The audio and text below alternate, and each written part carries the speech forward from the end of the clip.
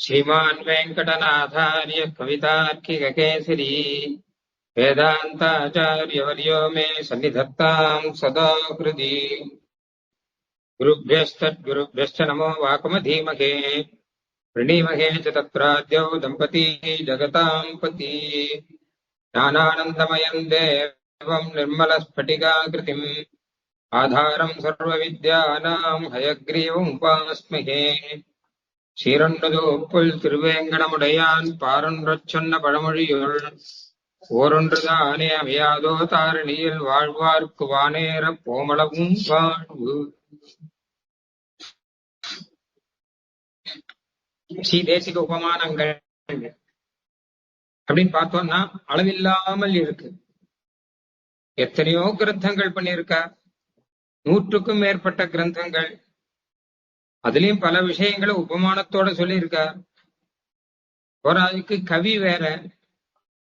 கவியா இருக்கிறபடினாலே யாதவாபியுதயம் அப்படிங்கிற ஒரு மகா காவியத்துல அதுல உபமானமா சொன்ன விஷயங்கள் அப்படின்னு எடுத்துட்டாலே அநேகம் வரும். ஏன்னா கவிக்கு உபமானம் தான் முக்கியமானது. அதை காமிச்சுதான் பல விஷயம் சொல்லுவார். யாதவாபியுதயத்திலும் சரி, பாதுகா சகஸ்திரம் அப்படிங்கிறது ஸ்தோத்திர காவியம் இருந்தா கூட அதுவும் நல்ல காவியமா இருக்கிறபடினால பாதுகா சகஸ்திரம், யாதவாபியுதயம், சங்கல்ப சூரியோதயம், இந்த காவியங்கள்லாம் சுவாமி தேசிகன் சொன்ன உபமானங்கள் அப்படின்னா கணக்கில்லாம போகும். அடியன் என்ன பண்ணிருக்கேன்னா அதுங்கிட்ட எல்லாம் போகவே இல்லை. ஏன்னா அந்த உபமானங்கள்னாலே அங்க ஸ்ரீ கிருஷ்ணனுடைய வைபவமோ இல்ல பாதுகாவனுடைய வைபவமோ ராமனுடைய வைபவமோ இதெல்லாம் பெருமாள் சாதிப்பார். இப்ப அடியன் எடுத்துட்டு இருக்கிறது என்ன கேட்டா, நம்மளுடைய வாழ்க்கைக்கு ஏற்றதாக என்னென்ன உபமானங்கள் சுவாமி தேசிகன் சாதிக்கிறார் அதை பார்க்கணும்னா ரகசிய கிரந்தங்கள்ல வரணும்.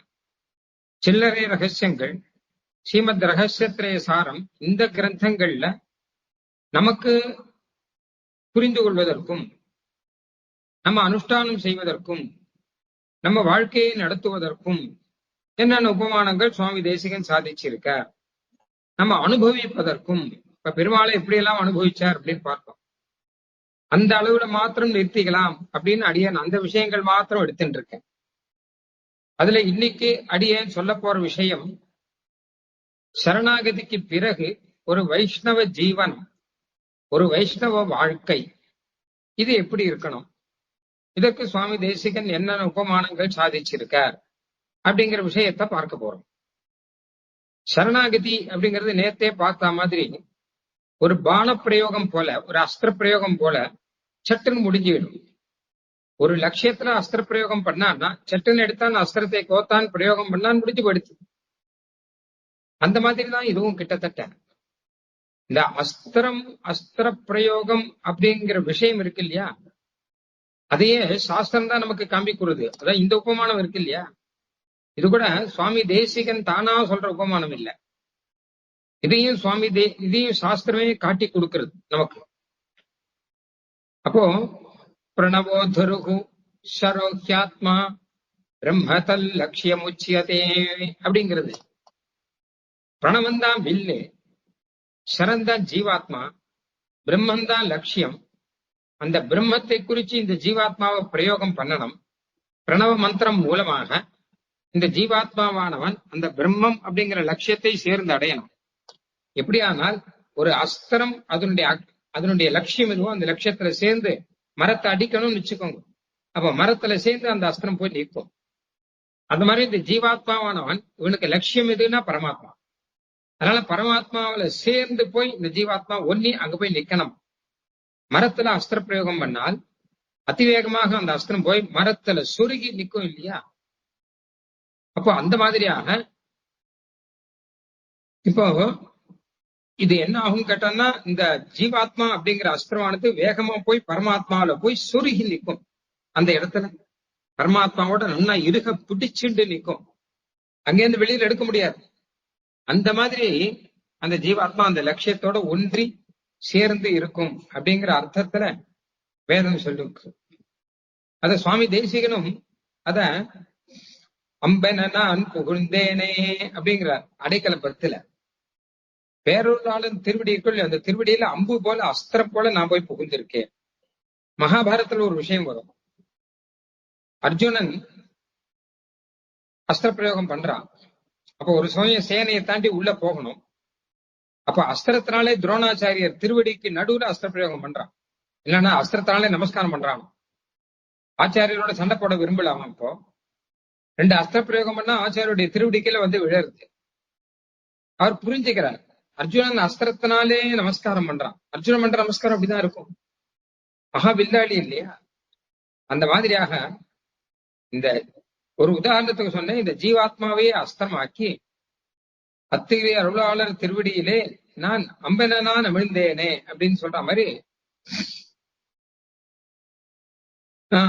அங்க போய் ஒன்றி சேரி இருந்துக்கணும் அப்படின்னு சொல்ற. இந்த சரணாகதி அப்படிங்கிறது அந்த மாதிரி சீக்கிரம் ஆயிடும். சரணாகதிக்கு அப்புறம் என்ன, சரணாகதிக்கு பின் என்ன, அதுக்கப்புறம் தான் வாழ்க்கையே இருக்கு. ஏன்னா சரணாகதிங்கிறது வாழ்நாள் முழுக்க பண்ற ஒரு உபாயம் இல்லையே. வாழ்நாள் முழுக்க சந்தியாவந்தனம் பண்ணி ஆகணும். வாழ்நாள் முழுக்க திருவாராதனம் பண்றோம். அது மாதிரி சில அனுஷ்டானங்கள்லாம் வாழ்நாள் முழுக்க பண்ணிட்டு இருக்கோம். அந்த மாதிரி வாழ்நாள் முழுக்க நித்தியமே சரணாகதி பண்ணணும்னோ, நித்தியம் 3 வேளையும் சரணாகதி பண்ணணும்னோ கிடையாது. இல்ல ஏகாதசி மாதிரி பட்சத்துக்கு பட்சம் பண்ணணுங்கிறதும் கிடையாது. இல்ல அமாவாசை மாதிரி மாசம் பண்ணணும் அப்படிங்கிறதும் கிடையாது. இல்ல வருஷா வருஷம் பண்ண வேண்டியது சரணாகதி அப்படிங்கிறதும் கிடையாது. இவ்வளவு சௌரியம் பாருங்க.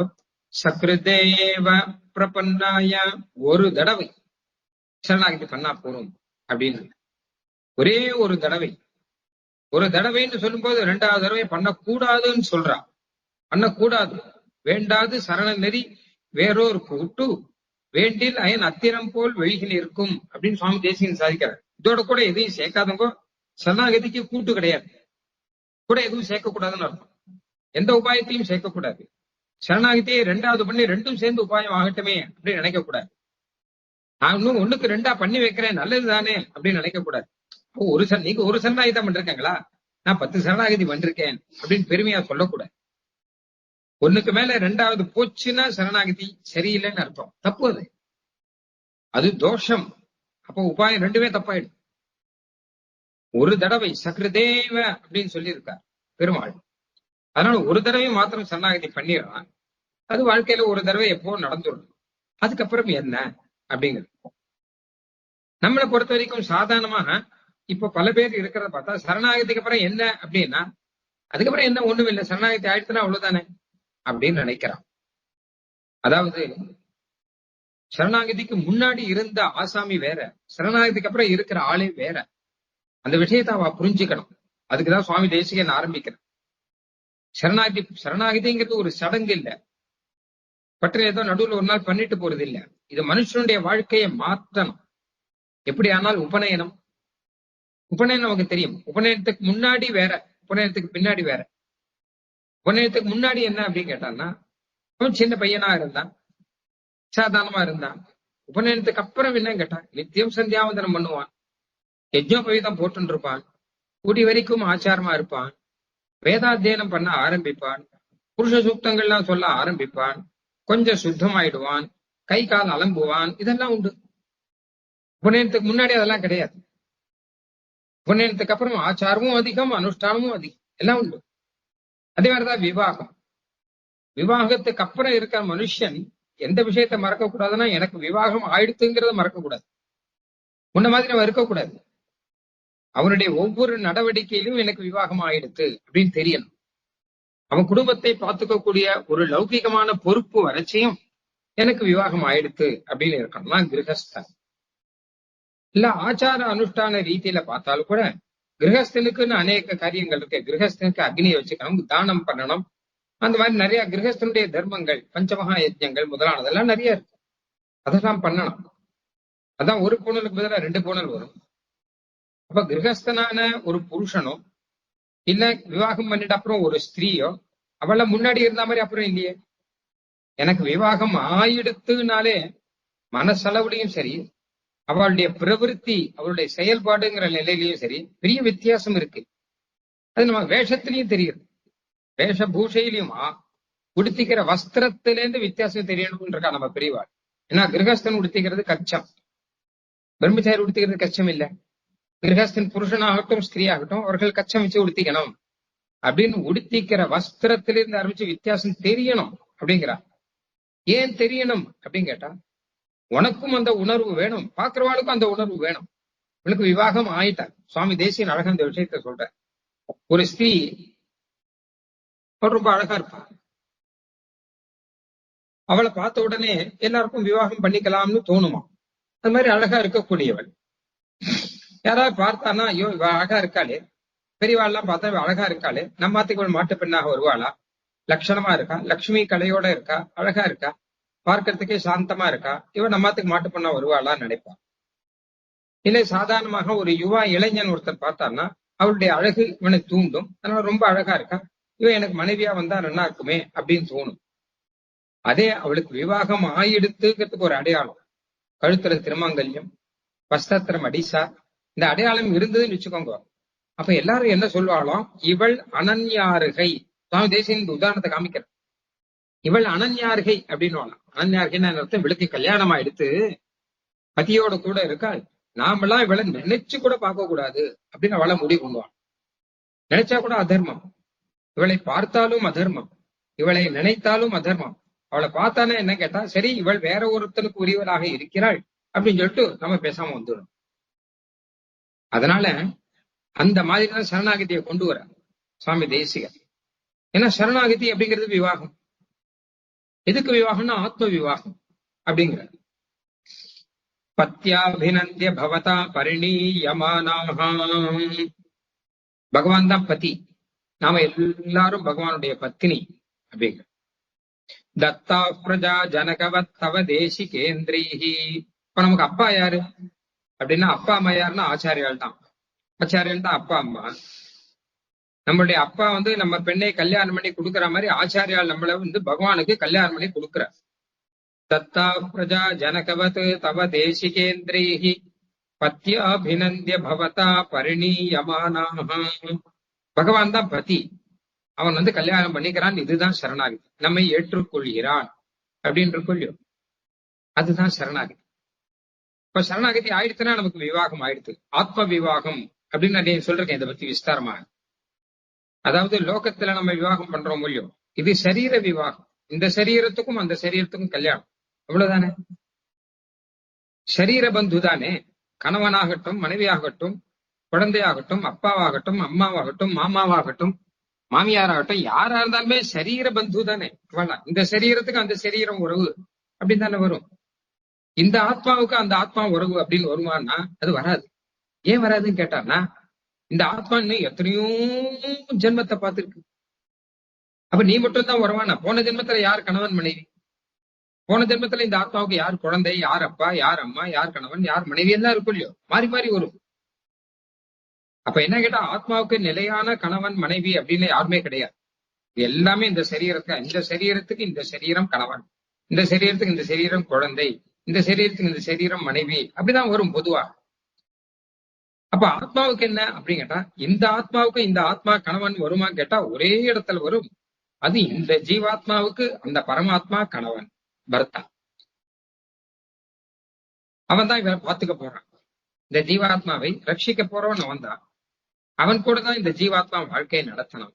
அதுக்காக ஒரு விவாகம், அந்த விவாகம் நடத்துறது, அந்த விவாகம் தான் சரணாகதி அப்படிங்கிற விவாகம்.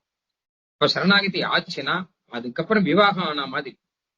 அதுக்கப்புறம் நம்ம நிலைமையே வேற, நம்மளுடைய வாக்கு வேற, நம்மளுடைய பிரவൃத்தி வேற, நம்மளுடைய மனசு வேற. ஒண்ணுலயே நம்ம அதை மறக்க கூடாது. நான் முதல்லயே சொன்னேன், சரணாகதி ஆச்சுன்னா ஆச்சு, சடங்கு முடிஞ்சு போச்சு, தொடச்சு போட்டு போயிடக்கூடாது. உன்னுடைய ஒவ்வொரு பேச்சிலையும், ஒவ்வொரு அனுஷ்டானத்திலையும், ஒவ்வொரு நினைவுலையும் நீ சரணாகதி ஆனவன், எனக்கு சரணாகதி ஆயிடுத்து, எனக்கு சரணாகதி ஆயிடுத்துங்கிற எண்ணம் இருந்துட்டே இருக்கணும். அது எப்படி இருக்கும் அப்படின்னா, பகவானுடைய குடும்பம் நடத்தணும். பத்யாபிநந்திய பவதா பரிணீயமானாஹ மத்தியே சதாம் மகித போக விசேஷ சித்தி மாங்கல்ய சூத்திரமிவ பிப்ரதி கிங்கரத்வம். சுவாமி பெருமாளுடைய குடும்பம் நடத்தும். நீ என்ன சாப்பிட்டாலும் பெருமாளுக்கு நிவேதனம் பண்ணிட்டு, அதுக்கு உனக்கு மாத்திரம் சாப்பாடு கிடையாது, பெருமாளுக்கு நிவேதனம் பண்ணிட்டு அப்புறம் தான் சாப்பிடணும். நீ எதை அனுபவிச்சாலும் அது பெருமாளுக்கு சமர்ப்பிச்சுட்டு அதுக்கப்புறம் தான் அதை அனுபவிக்கலாம். உன்னுடைய செல்வம் யாருக்குன்னா பெருமாளுக்கு. அப்புறம் அவர்கிட்ட இருந்து அனுமதி பெற்று வாங்கிக்கணும். சில பேர் என்ன பண்ணுவா கேட்டா, சில கிரகங்கள்ல நான் பார்த்திருக்கேன். 1ஆம் தேதி சம்பளம் வந்த உடனே நேர பெருமாள் சன்னதியில வச்சுட்டு சேவிப்பான். அதை பெருமாளுக்கு சமர்ப்பணம் பண்ணிடுவான். அதுக்கு பிறகு அதுல இருந்து எடுத்து செலவழிப்பான். ஏன்னா எல்லாமே அவனுடைய இதுதான். இது ஒரு பாவம், மனோபாவம் தான். இப்ப அதுல இருந்து நம்ம செலவழிக்கணும். நமக்குன்னு எந்த பைசா வந்தாலும், ஐஸ்வர்யம் எது வந்தாலும் பெருமாளுக்கு தான் முதல்ல. புது வஸ்திரமான முதல்ல பெருமாளுக்கு ஒரு புது வஸ்திரம் சமர்ப்பிச்சிருவா. தீபாவளி இன்னைக்கு சில ஆண்கள்ல பார்த்தாங்கன்னா தீபாவளிக்கு ஒரு புது வஸ்திரம் பெருமாளுக்கு சமர்ப்பிச்சிருவா. ஆத்ம பெருமாளுக்கு. அவனோடதான் நம்ம குடும்பம். எப்படியானால் கணவன் மனைவினா மனைவியும் கணவனும் சேர்ந்து குடும்பம் நடத்துறாலும் அந்த மாதிரி பெருமாளோடையே சேர்ந்து காத்தால் நமக்கு சுப்பிரபாதம்னா பெருமாளுக்கும் ஒரு சுப்பிரபாதம் பாடணும். அபிகவனம் அப்படின்னு பெயர். நமக்கு ஆகாரம்னா பெருமாளுக்கும் ஒரு ஆகாரம் முதல்ல. திருவாராதனம், நிவேதனம் அப்படின்னு பெயர். நாம தூங்க போறோம்னா பெருமாளும் தூங்க போனோம். நமக்கு அஸ்தமன காலம் சந்தியாவனம் பண்ண போறோம்னா பெருமாளுக்கும் ஒரு விளக்கேற்றி ஒரு சாஸ்திரம் சொல்லணும். எல்லாம் உண்டு. பெருமாள் இல்லாம இருக்கக்கூடாது ஆத்துல. பெருமாளை சரணாகதி பண்ணிட்டோம்னா அவர் இல்லாம நம்ம ஆத்துல இருக்கக்கூடாது. அவருக்கு சமர்ப்பிக்காமல் எதுவும் சாப்பிடக்கூடாது. அவரோடு கூட தான் வாழ்க்கையை நடத்துறோம். அவரோடு கூட இருந்து சேர்ந்து எல்லா செயலையும் வாழ்க்கையை நடத்துறோம் அப்படின்னு ஒண்ணு இருக்கு. அதனால அப்படிப்பட்ட ஒரு வாழ்க்கை தான் சரணாகதி பண்ணவனுடைய வாழ்க்கை. முன்னாடி இருந்த மாதிரி அவன் இருக்கக்கூடாது, மாறி இருக்கணும் அப்படிங்கிற. அப்படிப்பட்ட வாழ்க்கையில என்னென்ன வேணும் அப்படின்னா சுவாமி தேசிகன் ஒரு லிஸ்டே வச்சிருக்க. சரணாகதி பண்ணவாள்லாம் கட்டாயமா எப்படி எல்லாம் நடந்துக்கணும் அப்படிங்கிறதுக்கு ஒரு லிஸ்ட் ஒண்ணு இருக்கு. முதல்ல என்ன கேட்டா கிருதகிருத்தியத்துவம். அதை பத்தி என்ன நான் சொல்றேன். கிருதகிருத்தியத்துவம் அதாவது பகவானை பத்தியான உபாயம் நான் செஞ்சு முடிச்சுட்டேன் அப்படின்னு ஒண்ணு. 2வது பகவானுக்கு கைங்கரியம் செய்தல் அப்படின்னு ஒண்ணு. 3வது பகவானை தவிர வேற எந்த தெய்வத்தையும் சேவிக்காமல் இருத்தல் அப்படிங்கிறது 3வது. 4வது பகவானுக்காக நித்திய கர்ம அனுஷ்டானம் செய்தல் அப்படிங்கிறது. 5வது பகவானுடைய விஷயத்தை தெரிந்து கொள்வதற்காக காலக்ஷேபங்கள் செய்தல் அப்படின்னு ஒண்ணு.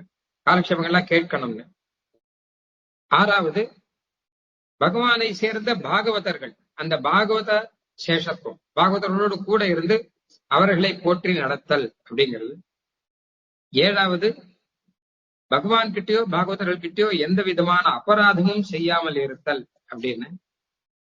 8வது நமக்கு தெரிஞ்ச விஷயத்த 4 பேரோட கலந்து பழகி அவளுக்கும் சொல்லி கொடுத்து பகவத் அனுபவம் பெறுதல், கோஷ்டியா இருந்து பகவத் அனுபவம் பெறுதல் அப்படின்னு. இந்த மாதிரி நிறைய விஷயம் இருக்கு. சுருக்கமா ஸ்ரீமத் ரகசிய திரிசாரத்துல சாதிச்சு இந்த விஷயங்கள்லாம் இருக்கு. இதெல்லாம் நமக்கு இருக்கணும். இருந்தா பகவானோட கூட வாழ்க்கையை நடத்துறோம் அப்படின்னு அர்த்தம். நம்ம தெரிஞ்சுக்க வேண்டியது வெறும் லோக விஷயங்கள் மட்டும் இல்ல. லோகத்துல நம்ம நிறைய விஷயம் தெரிஞ்சுக்க வேண்டி இருக்கு. யார் ஆட்சி பண்ணுகிறார்கள், அப்புறம் என்னைக்கு மழை பெய்யும்னு நியூஸ் கேட்க வேண்டியதா இருக்கு. யார் ஆட்சி பண்ணுகிறார்கள், ஆட்சியில என்ன குறைவு, அதெல்லாம் தெரிஞ்சுக்க வேண்டியதா இருக்கட்டும். ஆனா காலக்ஷேபம் பத்தி பண்ணி பெருமாளை பத்தி தெரிஞ்சுக்கலாமே. ஏன்னா பெருமாளோட தானே வாழ்க்கை பண்ணிருக்கோம். அப்ப பெருமாளுடைய சுரூபம் என்ன, சுபாவம் என்ன, கல்யாண குணங்கள் என்ன, அதெல்லாம் நாம தெரிஞ்சுக்கலாமே அப்படிங்கிறதுக்காக இதெல்லாம் எடுத்து சொல்ற. அதுல முதல் ஒரு விஷயம், ஒரு உபமானமாக ஆரம்பிக்கிறேன்.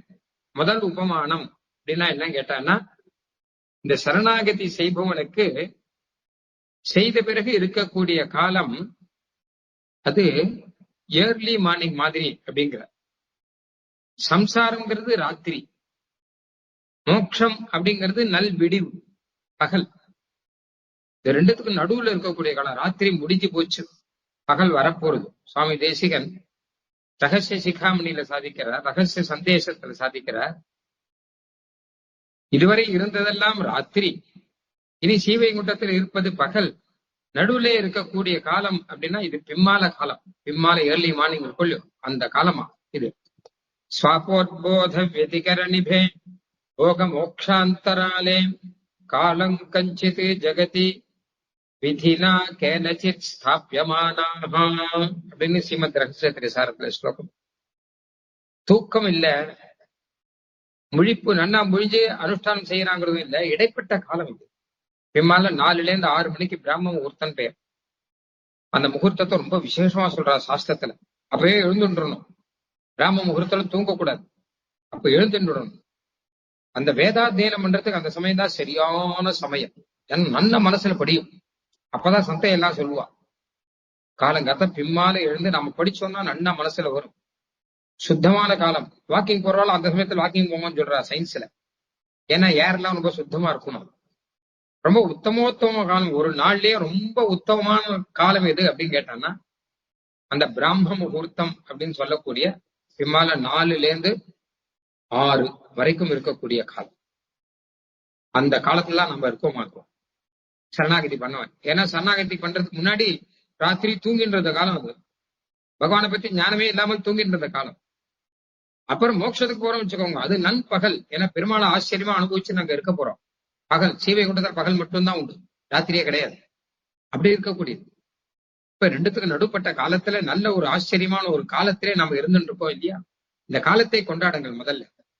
இப்படி ஒரு காலம் எங்களுக்கு கிடைச்சிருக்கேன்னு இந்த காலத்தை முதல்ல கொண்டாடுங்கள். நமக்கு இப்படி ஒரு பாக்கியம் கிடைச்சிருக்கே அப்படின்னு இதை கொண்டாடுங்க. இதுல என்ன பண்ணணும் அப்படின்னு கேட்டான்னா, முதல்ல கிருத்த கிருத்தியத்துவம். சரணாகதி பண்ணியாச்சு இல்லையா, நான் எல்லாம் பண்ணியாச்சு, நிம்மதியா இருக்கேன். இனிமே ஐயோ என்ன ஆப்பறதோ ஏதோ ஆப்பறதோ அந்த கவலை எல்லாம் எதுவுமே வேண்டாம். சரணாகதி பண்ணப்பறம் அவன் கவலைப்பட்டான்னு வச்சுக்கோங்க, தப்பு இது. ஏன்னா பகவான் கிருஷ்ணன் என்ன சொல்லியிருக்கான், மாமேகம் சரணம் ரஜன்னு சொல்லிட்டு மா சுச்சாகான்னு சொல்லிருக்கான், கவலைப்படாதேன்னு சொல்றோம். பெருமாள் கிட்ட நம்ம ஆத்மாவே ஒப்படைச்சுட்டோம், பெருமாள் கிட்ட பரத்தையே ஒப்படைச்சுட்டோம். அதுக்கப்புறம் கவலைப்படுறதுக்கு என்ன இருக்கு?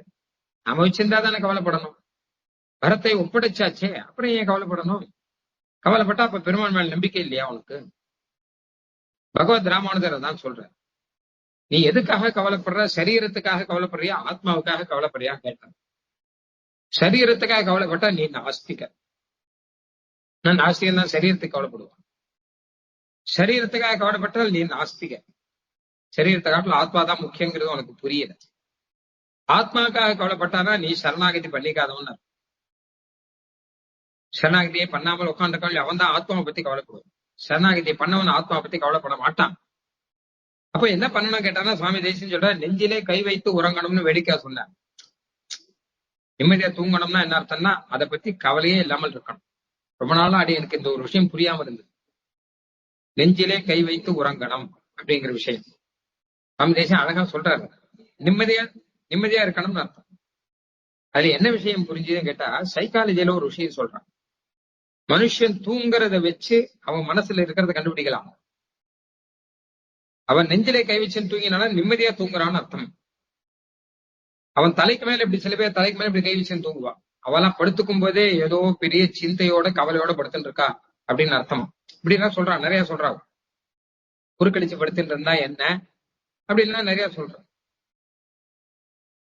அப்ப நெஞ்சிலே கை வச்சிருந்தா நிம்மதியா இருக்கான்னு அர்த்தம். சரணாகதி பண்ணவன் நீ நிம்மதியா இரு. முதல்ல பெருமாள் கிட்ட பொறுப்பை ஒப்படைச்சாச்சு. பெருமாள் இந்த ஆத்மாவை பாத்துக்க போற, ஆத்ம யாத்திரைக்காக கிறந்தானாகில் நீ ஆத்மாவை பத்தி நீ கவலைப்பட்டியானால், ஐயோ எனக்கு மோட்சம் கிடைக்குமோ கிடைக்காதோன்னு கவலைப்படக்கூடாது, தப்பு. எம்பெருமான் கிட்ட ஆத்மாவை ஒப்படைச்சிட்டு கவலைப்படுறதாவது. யார்கிட்ட ஒப்படைக்கணுமோ அவருக்கும். பின்ன என்ன பண்ணணும் கேட்டா, சந்தோஷமா இருக்கும். வரப்புகும் கண்ணாலத்துக்கு நாளெண்ணி இருக்குமா போலே பெருமாள் கிட்ட ஆத்மாவை ஒப்படைச்சாச்சு. இனிமே என்னைக்கு பெருமாள் கூட்டுக்கு போறானோ நினைச்சுட்டு சந்தோஷமா இருக்கணும். அதான் பயமா இருக்குன்னு அர்த்தம். இன்னைக்கு பெருமாள் கூட்டுன்ற போறானோ பயமா இருக்குன்னு அப்ப சரணாகதி சரியா புரிஞ்சுக்கலன்னு அர்த்தம். ஏன்னா பெருமாள் கிட்ட தானே போகணும், பயப்பட ஒண்ணுமே இல்லையே. யாரா இருந்தாலும் உண்டோ இல்லையோ, யாரா இருந்தாலும் ஒரு நாள் போய்தான் ஆகணும், எங்கேயாவது போய்தான் ஆகணும். நீ போக வேண்டிய இடத்துக்கு போற, அதுவும் பகவான் கிட்ட போய் சேர்றான்னா. வரப்புகும் கண்ணாலத்துக்கு நாளென்மை இருக்குமா. முன்காலத்துல என்ன பண்ணுவாங்க கேட்டா, சின்ன வயசுல கல்யாணம் பண்ணிடுவான் குழந்தைகளுக்கு. இப்பெல்லாம் அதை பண்ணக்கூடாதுன்னு இருக்கு சட்டம். ஆனா அது பண்ணிட்டா பாதி பிரச்சனை தீரும். பாதி பிரச்சனை இல்லை, மொத்த பிரச்சனையும் தீரும். சின்ன வயசுல கல்யாணம் பண்ணிடுவான். அதுக்கப்புறம் இந்த புக்ககத்துக்கு போகக்கூடிய நாள், இன்னைக்கு அந்த குழந்தைகள் ரெண்டும் சேர்ந்து இருக்குமோ அந்த நாளை எதிர்பார்த்துட்டு இருக்கும் அந்த பெண் குழந்தையும் அந்த பிள்ளை குழந்தையும். கல்யாணம் ஆயிடுத்து, அதுக்கப்புறம் 3 வருஷம் 4 வருஷம்லாம் ஆகும்.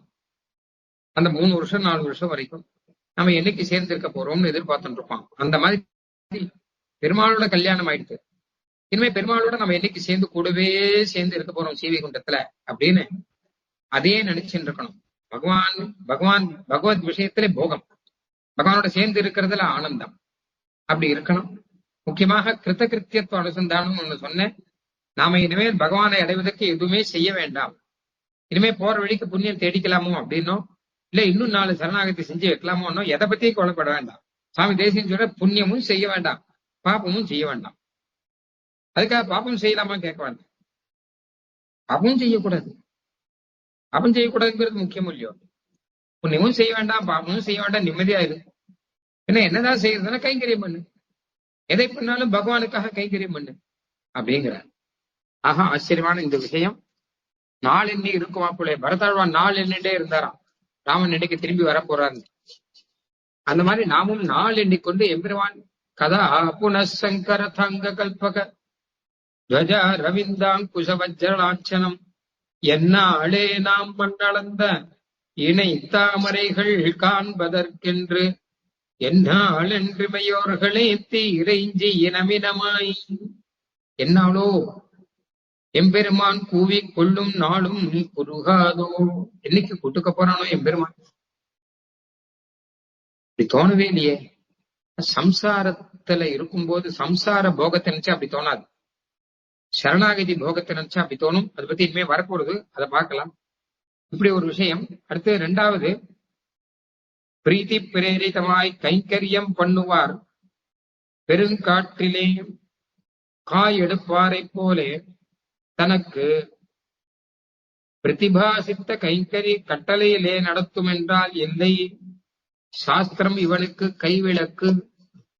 அடுத்து 2வது ஒரு விஷயம், தேசியன் காற்று உபமானம். கைங்கரியத்துல பெருமாளுக்கு நம்மளால என்னென்ன செய்ய முடியுமோ அதெல்லாம் செய்யலாம். கோயில்லையோ ஆத்திரியோ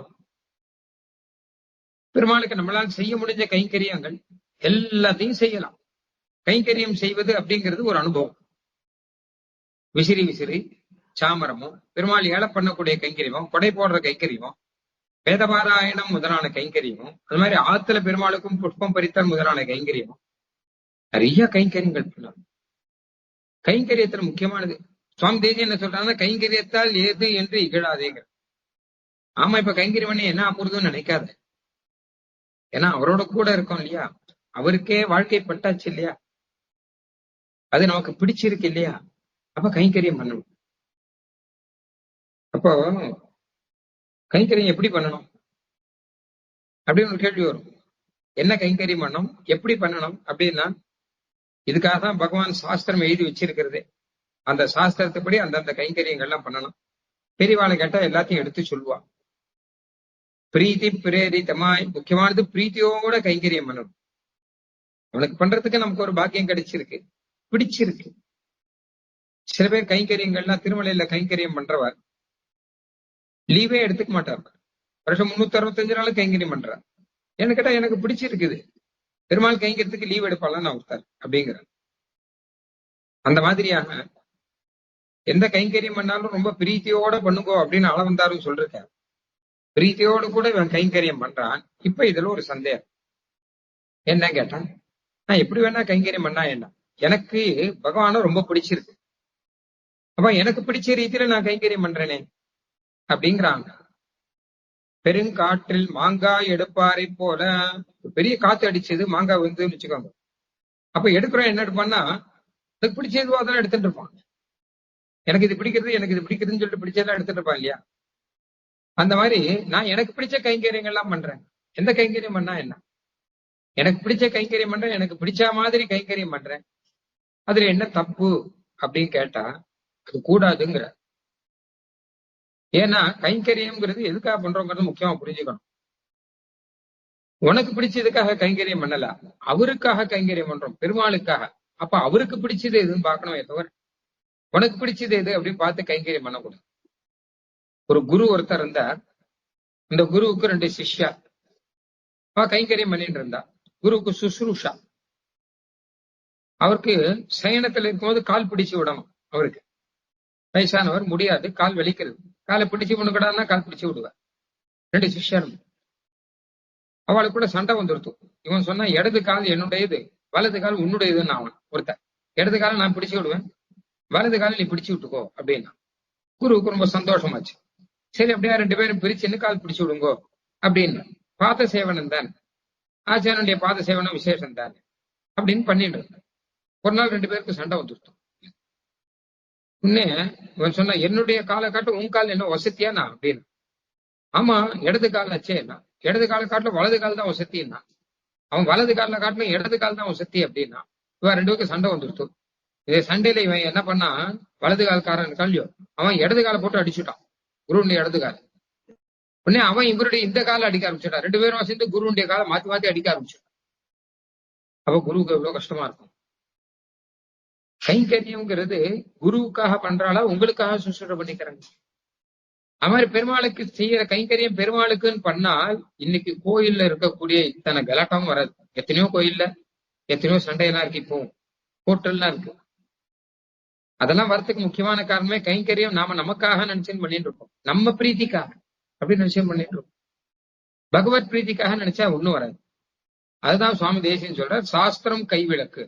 அப்ப பெருமாளுக்கு எது பிடிக்கும் எப்படி கண்டுபிடிக்கிறதுன்னு கேட்டா, சாஸ்திரம் தான் கைவிளக்கு. சாஸ்திரம் தான் கைவிளக்கு. அப்ப முன்னாடி பார்த்து நடக்கணும் இல்லையோ, நடக்கிறவன் பாதையில நடக்கிறவன் வழி பார்த்து நடக்கிறவனா கைவிளக்கு வேணும் இல்லையோ, அந்த மாதிரி பகவானுக்கு கைங்கரியம் பண்றதுக்கு சாஸ்திரத்தை பார்க்கணும். பகவான் என்னென்ன பண்ணலாம் என்னென்ன பண்ணக்கூடாதுன்னு சாஸ்திரங்கள்ல சொல்லி இருக்கான். பெருமாளுக்கு சமர்ப்பணம் பண்றோம்னு வச்சுக்கோங்க, நிவேதனம் பண்றோம்னு வச்சுக்கோங்க.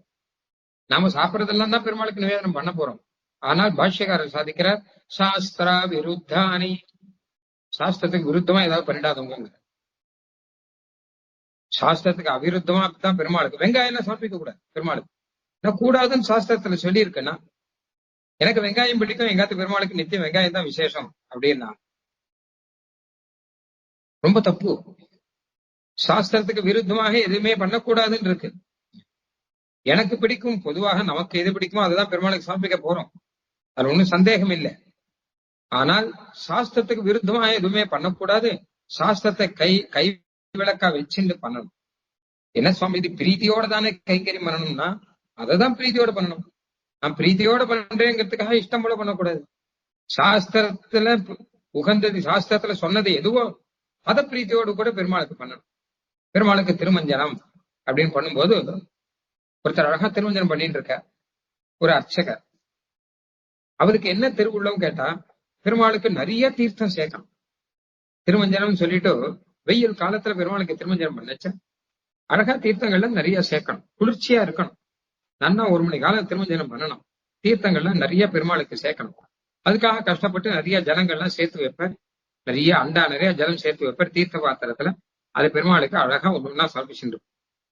இப்ப பக்கத்துல இன்னொரு அர்ச்சகர் சொன்னார், தீர்த்தம் சமர்ப்பிக்கிறப்போ ரொம்ப சந்தோஷம், அதை மெதுவா சமர்ப்பிங்க, வேகமா சமர்ப்பிச்சா மூச்சு திணறாத பெருமாளுக்குன்னார். இவர் ஆச்சரியப்பட்டு போனார், உனக்கு எப்படிவா அப்படி தோணித்து? வாஸ்தவம் தான், நான் மெதுவா சமர்ப்பிக்கிறேன். அதான் பிரீத்தியோட சமர்ப்பித்தல் அப்படிங்கிறது. நாம சமர்ப்பிக்கிறத எதிர்பார்த்துட்டு பெருமாள் இல்லை, ஆனால் பிரீத்தியோட சமர்ப்பிக்கணும். ஏன்னு கேட்டா அந்த பிரீத்தி அவன் எதிர்பார்க்கறான், நம்ம வஸ்து திரவியத்தை எதிர்பார்க்கறது இல்லை. பச்சை அதையும் சுவாமி தேசியம் சொல்லிருக்க, கொடுத்த பச்சையிலே தரம் பார்க்க மாட்டான், நம்ம கொடுக்கிற இதுல தரம் பார்க்க மாட்டான். ஆனா நம்ம மனசுல இருக்கிற பாவத்திலே தரம் பார்ப்பான், எந்த பாவத்தோட அவன் கொடுக்கறான்னு சொல்லிட்டு. ஆகையினாலே சாஸ்திரத்தோட சாஸ்திர ரீதியிலே சாஸ்திரத்தோட அனுசரிச்ச ரீதியிலே கைங்கரியம் பண்ணணும். இப்படிதான் நாள் முழுக்க கைங்கரியம் பண்ணிட்டே இருக்கணும். அவங்க எழுந்துக்கிறதுலே முடிகிற வரைக்கும் மொத்தமும் கைங்கரியமாவே இருக்கும், அனுஷ்டானங்கள் எல்லாமே கைங்கரியமாவே இருக்கும் அப்படின்னா. நித்தியகர்மா அனுஷ்டானம் இருக்கும் இல்லையா, அதுவும் பகவானுடைய பிரீத்திக்காக தான் பண்றோம்.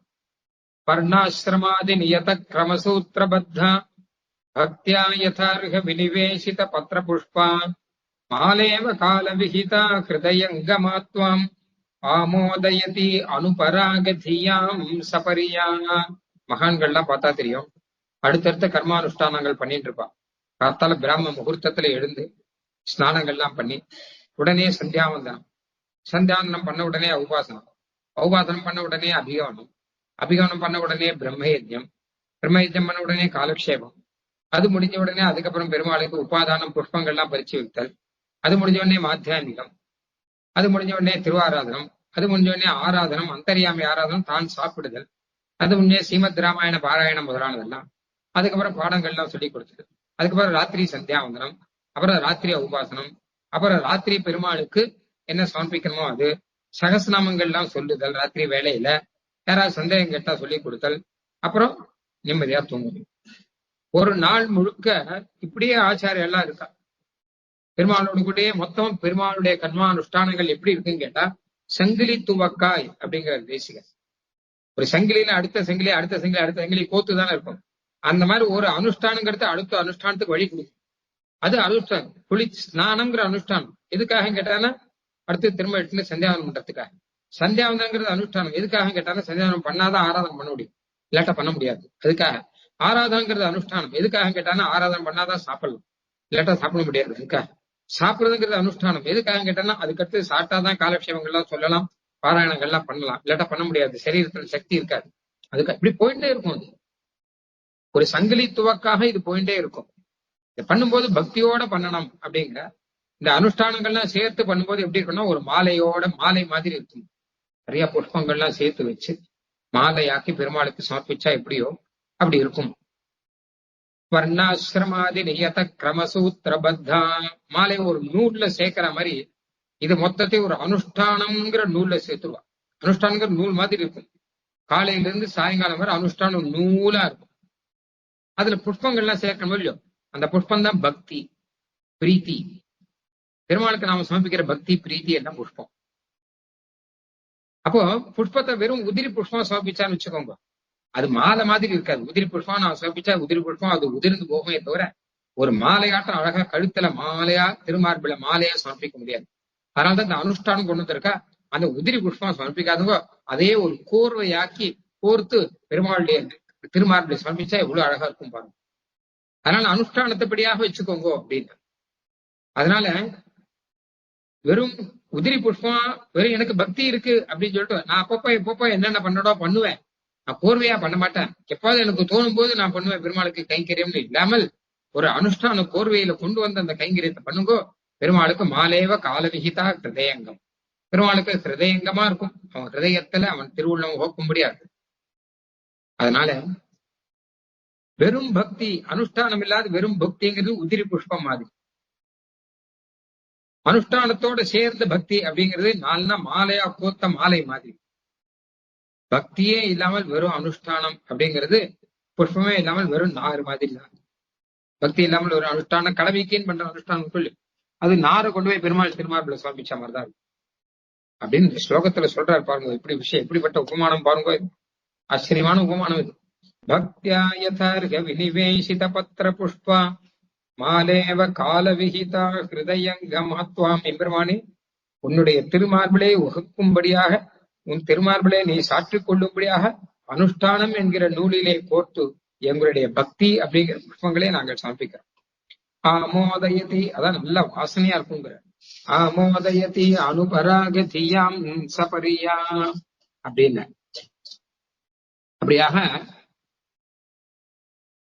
விசேஷமாக சமர்ப்பிக்கிறோம். அனுஷ்டானத்தோட கூட இருந்து நம்ம விசேஷமா சமர்ப்பிக்கிறோம் அப்படின்னாச்சு. இதுல எத்தனையோ சில சந்தேகங்கள்லாம் வரும். அதுக்கெல்லாம் சமாதானம் சுவாமி தேசியன்னு சொல்லிருக்க. முக்கியமாக இதுல என்ன விஷயம் கேட்டானா இப்படி அனுஷ்டானம் பண்ணிட்டே இருக்கும் போதே நடுவுல திடீர்னு வேற ஏதோ தோன்றது. அதுக்கு என்ன பண்றதுன்னு கேட்டான். பெருமாளுக்கு திருவாரணம் பண்ணிட்டு இருக்கும் போதே செல்போன் அடிக்கிறது. யார் கூப்பிடறாளோ, ஆபீஸ்ல இருந்து யாராவது கூப்பிடறாளோ, இல்ல வேற யாராவது முக்கியமான போனா இருக்குமோ என்னமோ. இப்ப திருவாதிரம் பண்றதா அதை போய் பாக்குறதா, நடுவுல அதை போய் பாக்குறது தப்பு. பெருமாளுக்கு திருவாதிரம் பண்றது ராஜாவுக்கு உபச்சாரம் பண்ற மாதிரி. அதையும் சுவாமி தேசியன்னு சொல்லிருக்காரு. ராஜோபச்சாரம் மாதிரி பண்ணணும் அப்படிங்கிற. யதாச்ச யுவராஜானம் யதாச்ச மதஹஸ்தினம் யதா பிரியாதிதிம் யோக்கியம் பகவந்தம் ததார்ச்சயே. இந்த உதாரணமும் சுவாமி தேசியம் காமிச்சிருக்க. ராஜாவுக்கு உபச்சாரம் பண்ணது பெருமாளுக்கு உபச்சாரம் பண்ணது பெருமாளை 3 விதமா நினைச்சுக்கோங்க. ஒன்னும் ராஜகுமாரன் நினைச்சுக்கோங்க. ராஜகுமாரனுக்கு உபச்சாரம் பண்ணச்சு நம்ம எப்படி மரியாதையோட பண்ணணுமோ அப்படி மரியாதையோட பண்ணணும். அப்ப நடுவுல விட்டுட்டு ஓடக்கூடாது. நேரம் வேற ஒருத்தர் கூட்டாருனோ ஒரு போன் கூட்டாருனோ அப்படின்னா ஓடக்கூடாது. அந்த இடத்த விட்டு பெருமாளோட கூடவே. ஏன்னா ராஜா விட்டு ஓட முடியுமா? ராஜாவுக்கு பின்பக்கமே காமிக்க கூடாது. பெருமாளுக்கு நம்ம பின்பக்கத்தை எல்லாம் காமிக்க கூடாது. மரியாதையோட நிக்கணும். பெருமாளுக்கு நேரம் நிக்க கூடாது, சைட்ல தான் நிக்கணும். திருவாரணம் பண்றவெல்லாம் பார்த்தா தெரியும், சைட்ல தான் நின்று திருவாரணம் பண்ணுவோம். ஏன்னா ராஜாவுக்கு நேரம் நின்று பேசக்கூடாது. பக்கத்துல நின்று கையை புத்தி தான் பேசணும், வாயை புத்தி கை கட்டி தான் பேசணும். அந்த மாதிரி பெருமாள் கிட்ட திருவாரணம் பண்ணச்ச பவ்யமா தான் நிக்கணும். அப்படியா இருமாப்போட நிக்க கூடாது. உடம்ப வளைச்சுண்டு பவ்யமா தான் நிக்கணும். சமர்ப்பிக்கும் போது ரொம்ப பவ்யமா தான் சமர்ப்பிக்கணும். சைட்ல நின்றுதான் சமர்ப்பிக்கணும். இதெல்லாம் இருக்கு. ஒரு ராஜாவுக்கு மரியாதை செய்யற மாதிரி மரியாதையோட செய்யுங்க திருவாராதனம் முதல் விஷயம். ரெண்டாவது யதாச்சம் மதஹஸ்தீனம், மதம் பிடிச்ச யானைக்கு செய்யற மாதிரி பயத்தோட செய்யணும். ஒரு பயம் இருக்கணும் மனசுல. மரியாதை இருந்தா போறாது, பயம் இருக்கணும். ஏன்னு கேட்டா அதுல அபச்சாரம் வந்ததுன்னா கட்டாயம் நமக்கு பாப்பம் வந்து சேரும். உபச்சாராபதேசேன கிருதா நகரகர்மய அபச்சாரா நிமான் சர்வான் க்ஷமஸ்வ புருஷோத்தமா அப்படி பிரார்த்திக்கிறான். ஆராதனை முடிஞ்ச உடனே எம்பெருமானே என்னென்ன அபச்சாரம் பண்ணேனோ எல்லாத்தையும் க்ஷமிச்சுக்கணும். ஏன்னா அபச்சாரம் நம்ம நிறைய அங்க போய் தும்முவோம், நமக்கு திடீர்னு தும்மல் வரும், விக்கல் வரும், என்னென்னமோலாம் வரும். அபச்சாரத்துக்கெல்லாம் பரிகாரம் அங்கேயே பெருமாள் கிட்டே பிரார்த்திக்கணும். நடுவில் ஏதாவது வேற ஏதோ நினைப்பெல்லாம் வரும், எல்லாத்துக்கும் மரியாதை அபச்சார க்ஷாபனம் பிரார்த்தி. ஆக ஒண்ணு ராஜகுமாரனை செய்யற மாதிரி மரியாதையோட செய்யணும். ரெண்டு மதம் பிடிச்ச யானை கீத்த எப்படி நடக்கணும், அதே பயத்தோட நடக்கணும். மூணாவது யதா பிரியா திதிம் யோக்கியம், பிரியமான அதிதி வந்தார்னா அவர்கிட்ட எப்படி பிரீத்தியோட செய்வோம். நமக்கு ரொம்ப பிடிச்சவர், ரொம்ப ரொம்ப வேண்டியவர் ஒரு அதிதி ஆத்துக்கு வந்தாருன்னா அவர்கிட்ட எப்படி ரொம்ப ஆசையோடு கூட உபசாரங்கள்லாம் பண்ணுவோமோ அந்த மாதிரி ஆசையோடு கூட பெருமாளுக்கு உபசாரம், பிரீத்தியோடு கூட ஆசையோடு கூட. மூணு வேணும், மரியாதையும் வேணும், பயமும் வேணும், அளவில்லாத ஆசை. பெருமாளுக்கு சமர்ப்பிக்கும் போது அந்த ஆசையோட பெருமானே இது ஸ்வீகரிக்கணும்னு ஆசையோட சமர்ப்பிக்கணும். இப்படி மூணு வேணுமா பெருமாள் திருவாரங்கத்துல.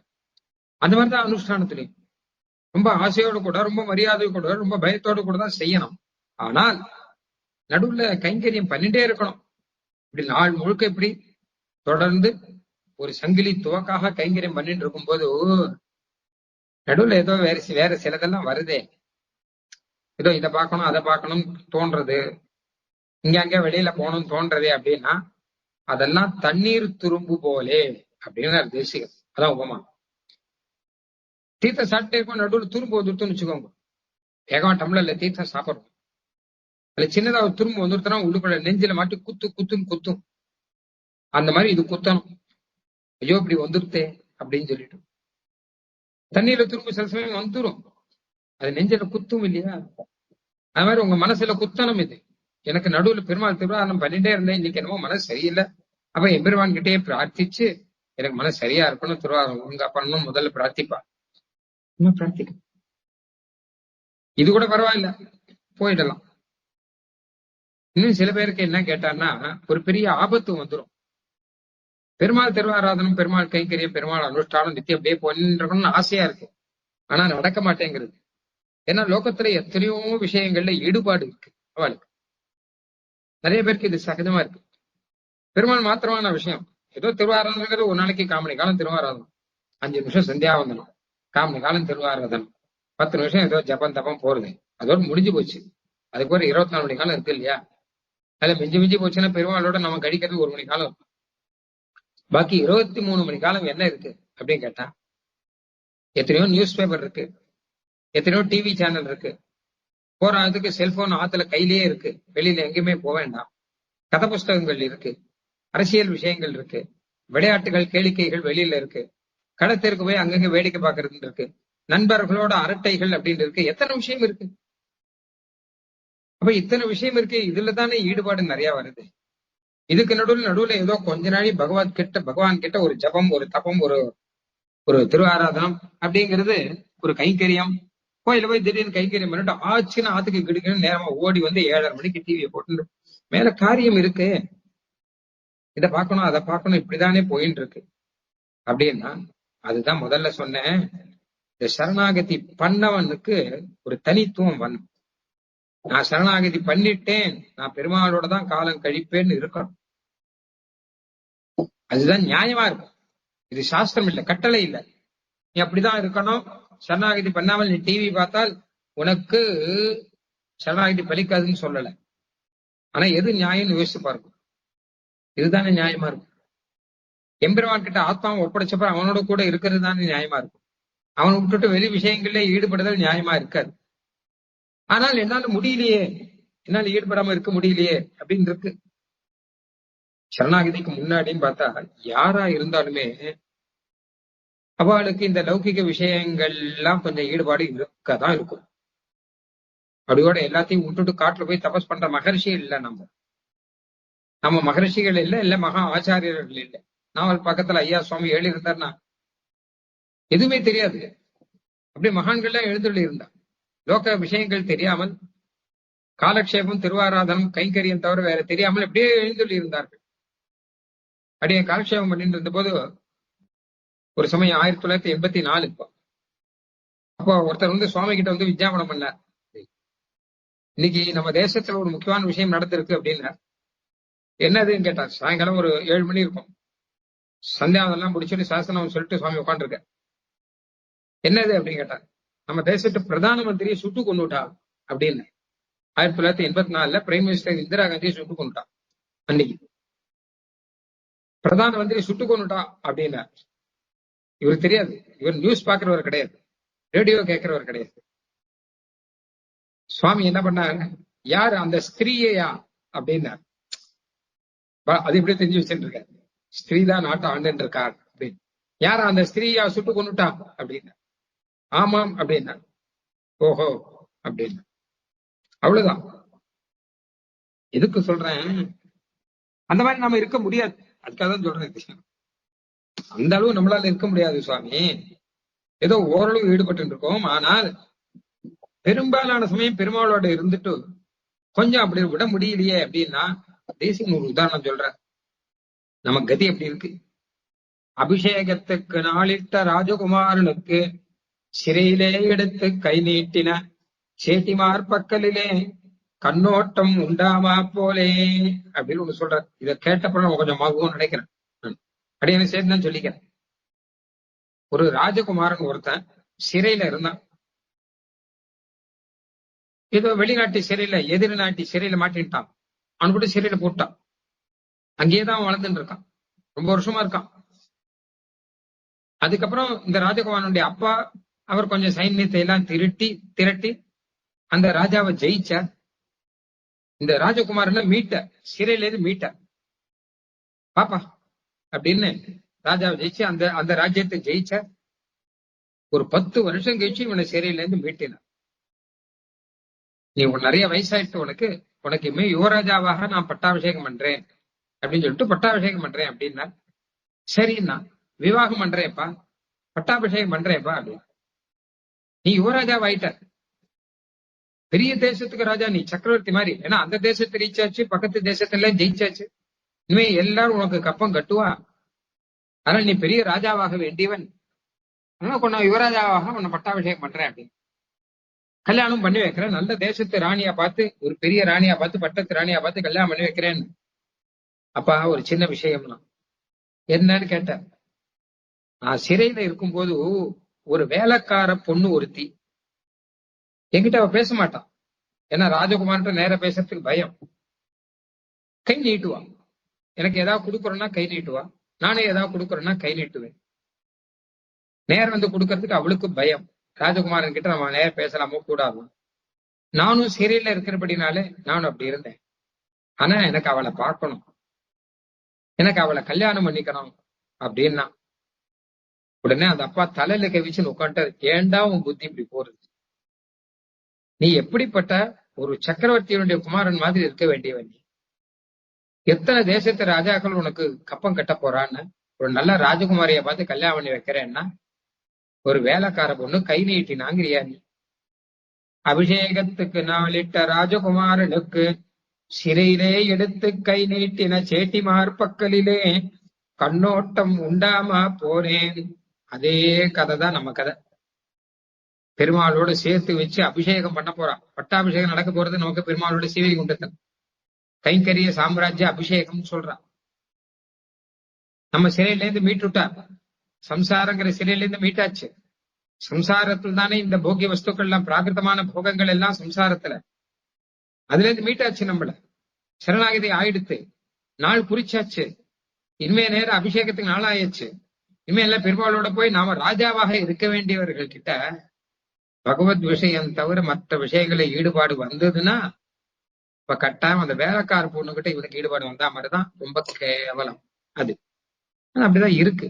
ஆனா அது கேவலங்கிறத புரிய வைக்கிறதுக்காக சுவாமி தேசிகன் இந்த உதாரணத்தை சொல்ற. அது கேவலம். அதனால கூடிய வரைக்கும் அதை விட்டுட்டு என்ன பண்ணணும் கேட்டா, அதுக்குதான் அடுத்தடுத்த அனுஷ்டானங்களை வச்சிருக்கா பெரியவாள்லாம்.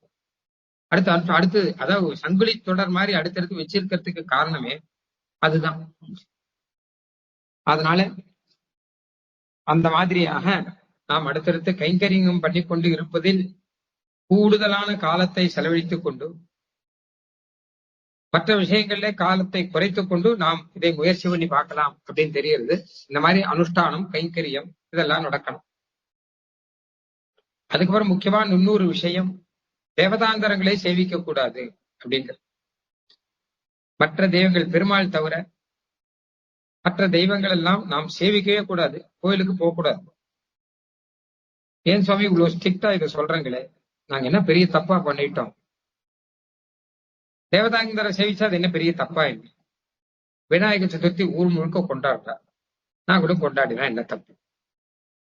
நான் பெருமாள் கிட்ட பக்தியோட தான் இருக்கேன். பெருமாள் தான் சிரேஷ்டம் தெரிஞ்சிருக்கு, பெருமாள் தான் பரதேவதா தெரிஞ்சிருக்கு. ஆனா தேவதாந்திரங்கள்லாம் பொய்யா என்ன அப்படின்னு கேட்டா பொய் கிடையாது, எல்லாமே இருக்கா, உண்மைதான். புராணங்கள்ல என்னென்ன தேவதைகள் சொல்றாலும் எல்லாமே தேவதைகள் தான், அதுல ஒன்றும் சந்தேகம் கிடையாது. வேதத்துல சொன்ன தேவதைகள், புராணத்துல சொன்ன தேவதைகள், அவெல்லாம் தேவதைகள் தான்.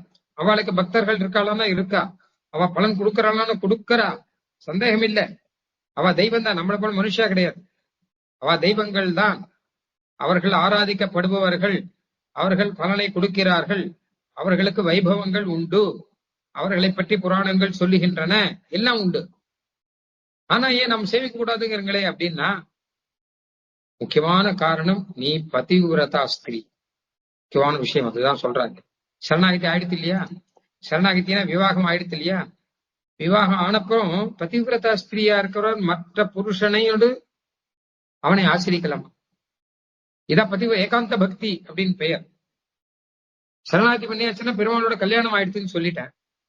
பெருமாளோட கல்யாணம் ஆயிடுச்சுனா நான் கல்யாணத்துக்கு அப்புறம் நான் போய் வேற புருஷனை போய் ஆசிரிச்சு இருக்கேனே, நான் கொஞ்ச நாள் அவரோட குடும்பம் நடத்திட்டு வரேனேன்னு சொல்ல முடியும். பெருமாளோட தான் குடும்பம் நடத்தணும், மற்ற பேரோட குடும்பம் நடத்தக்கூடாது.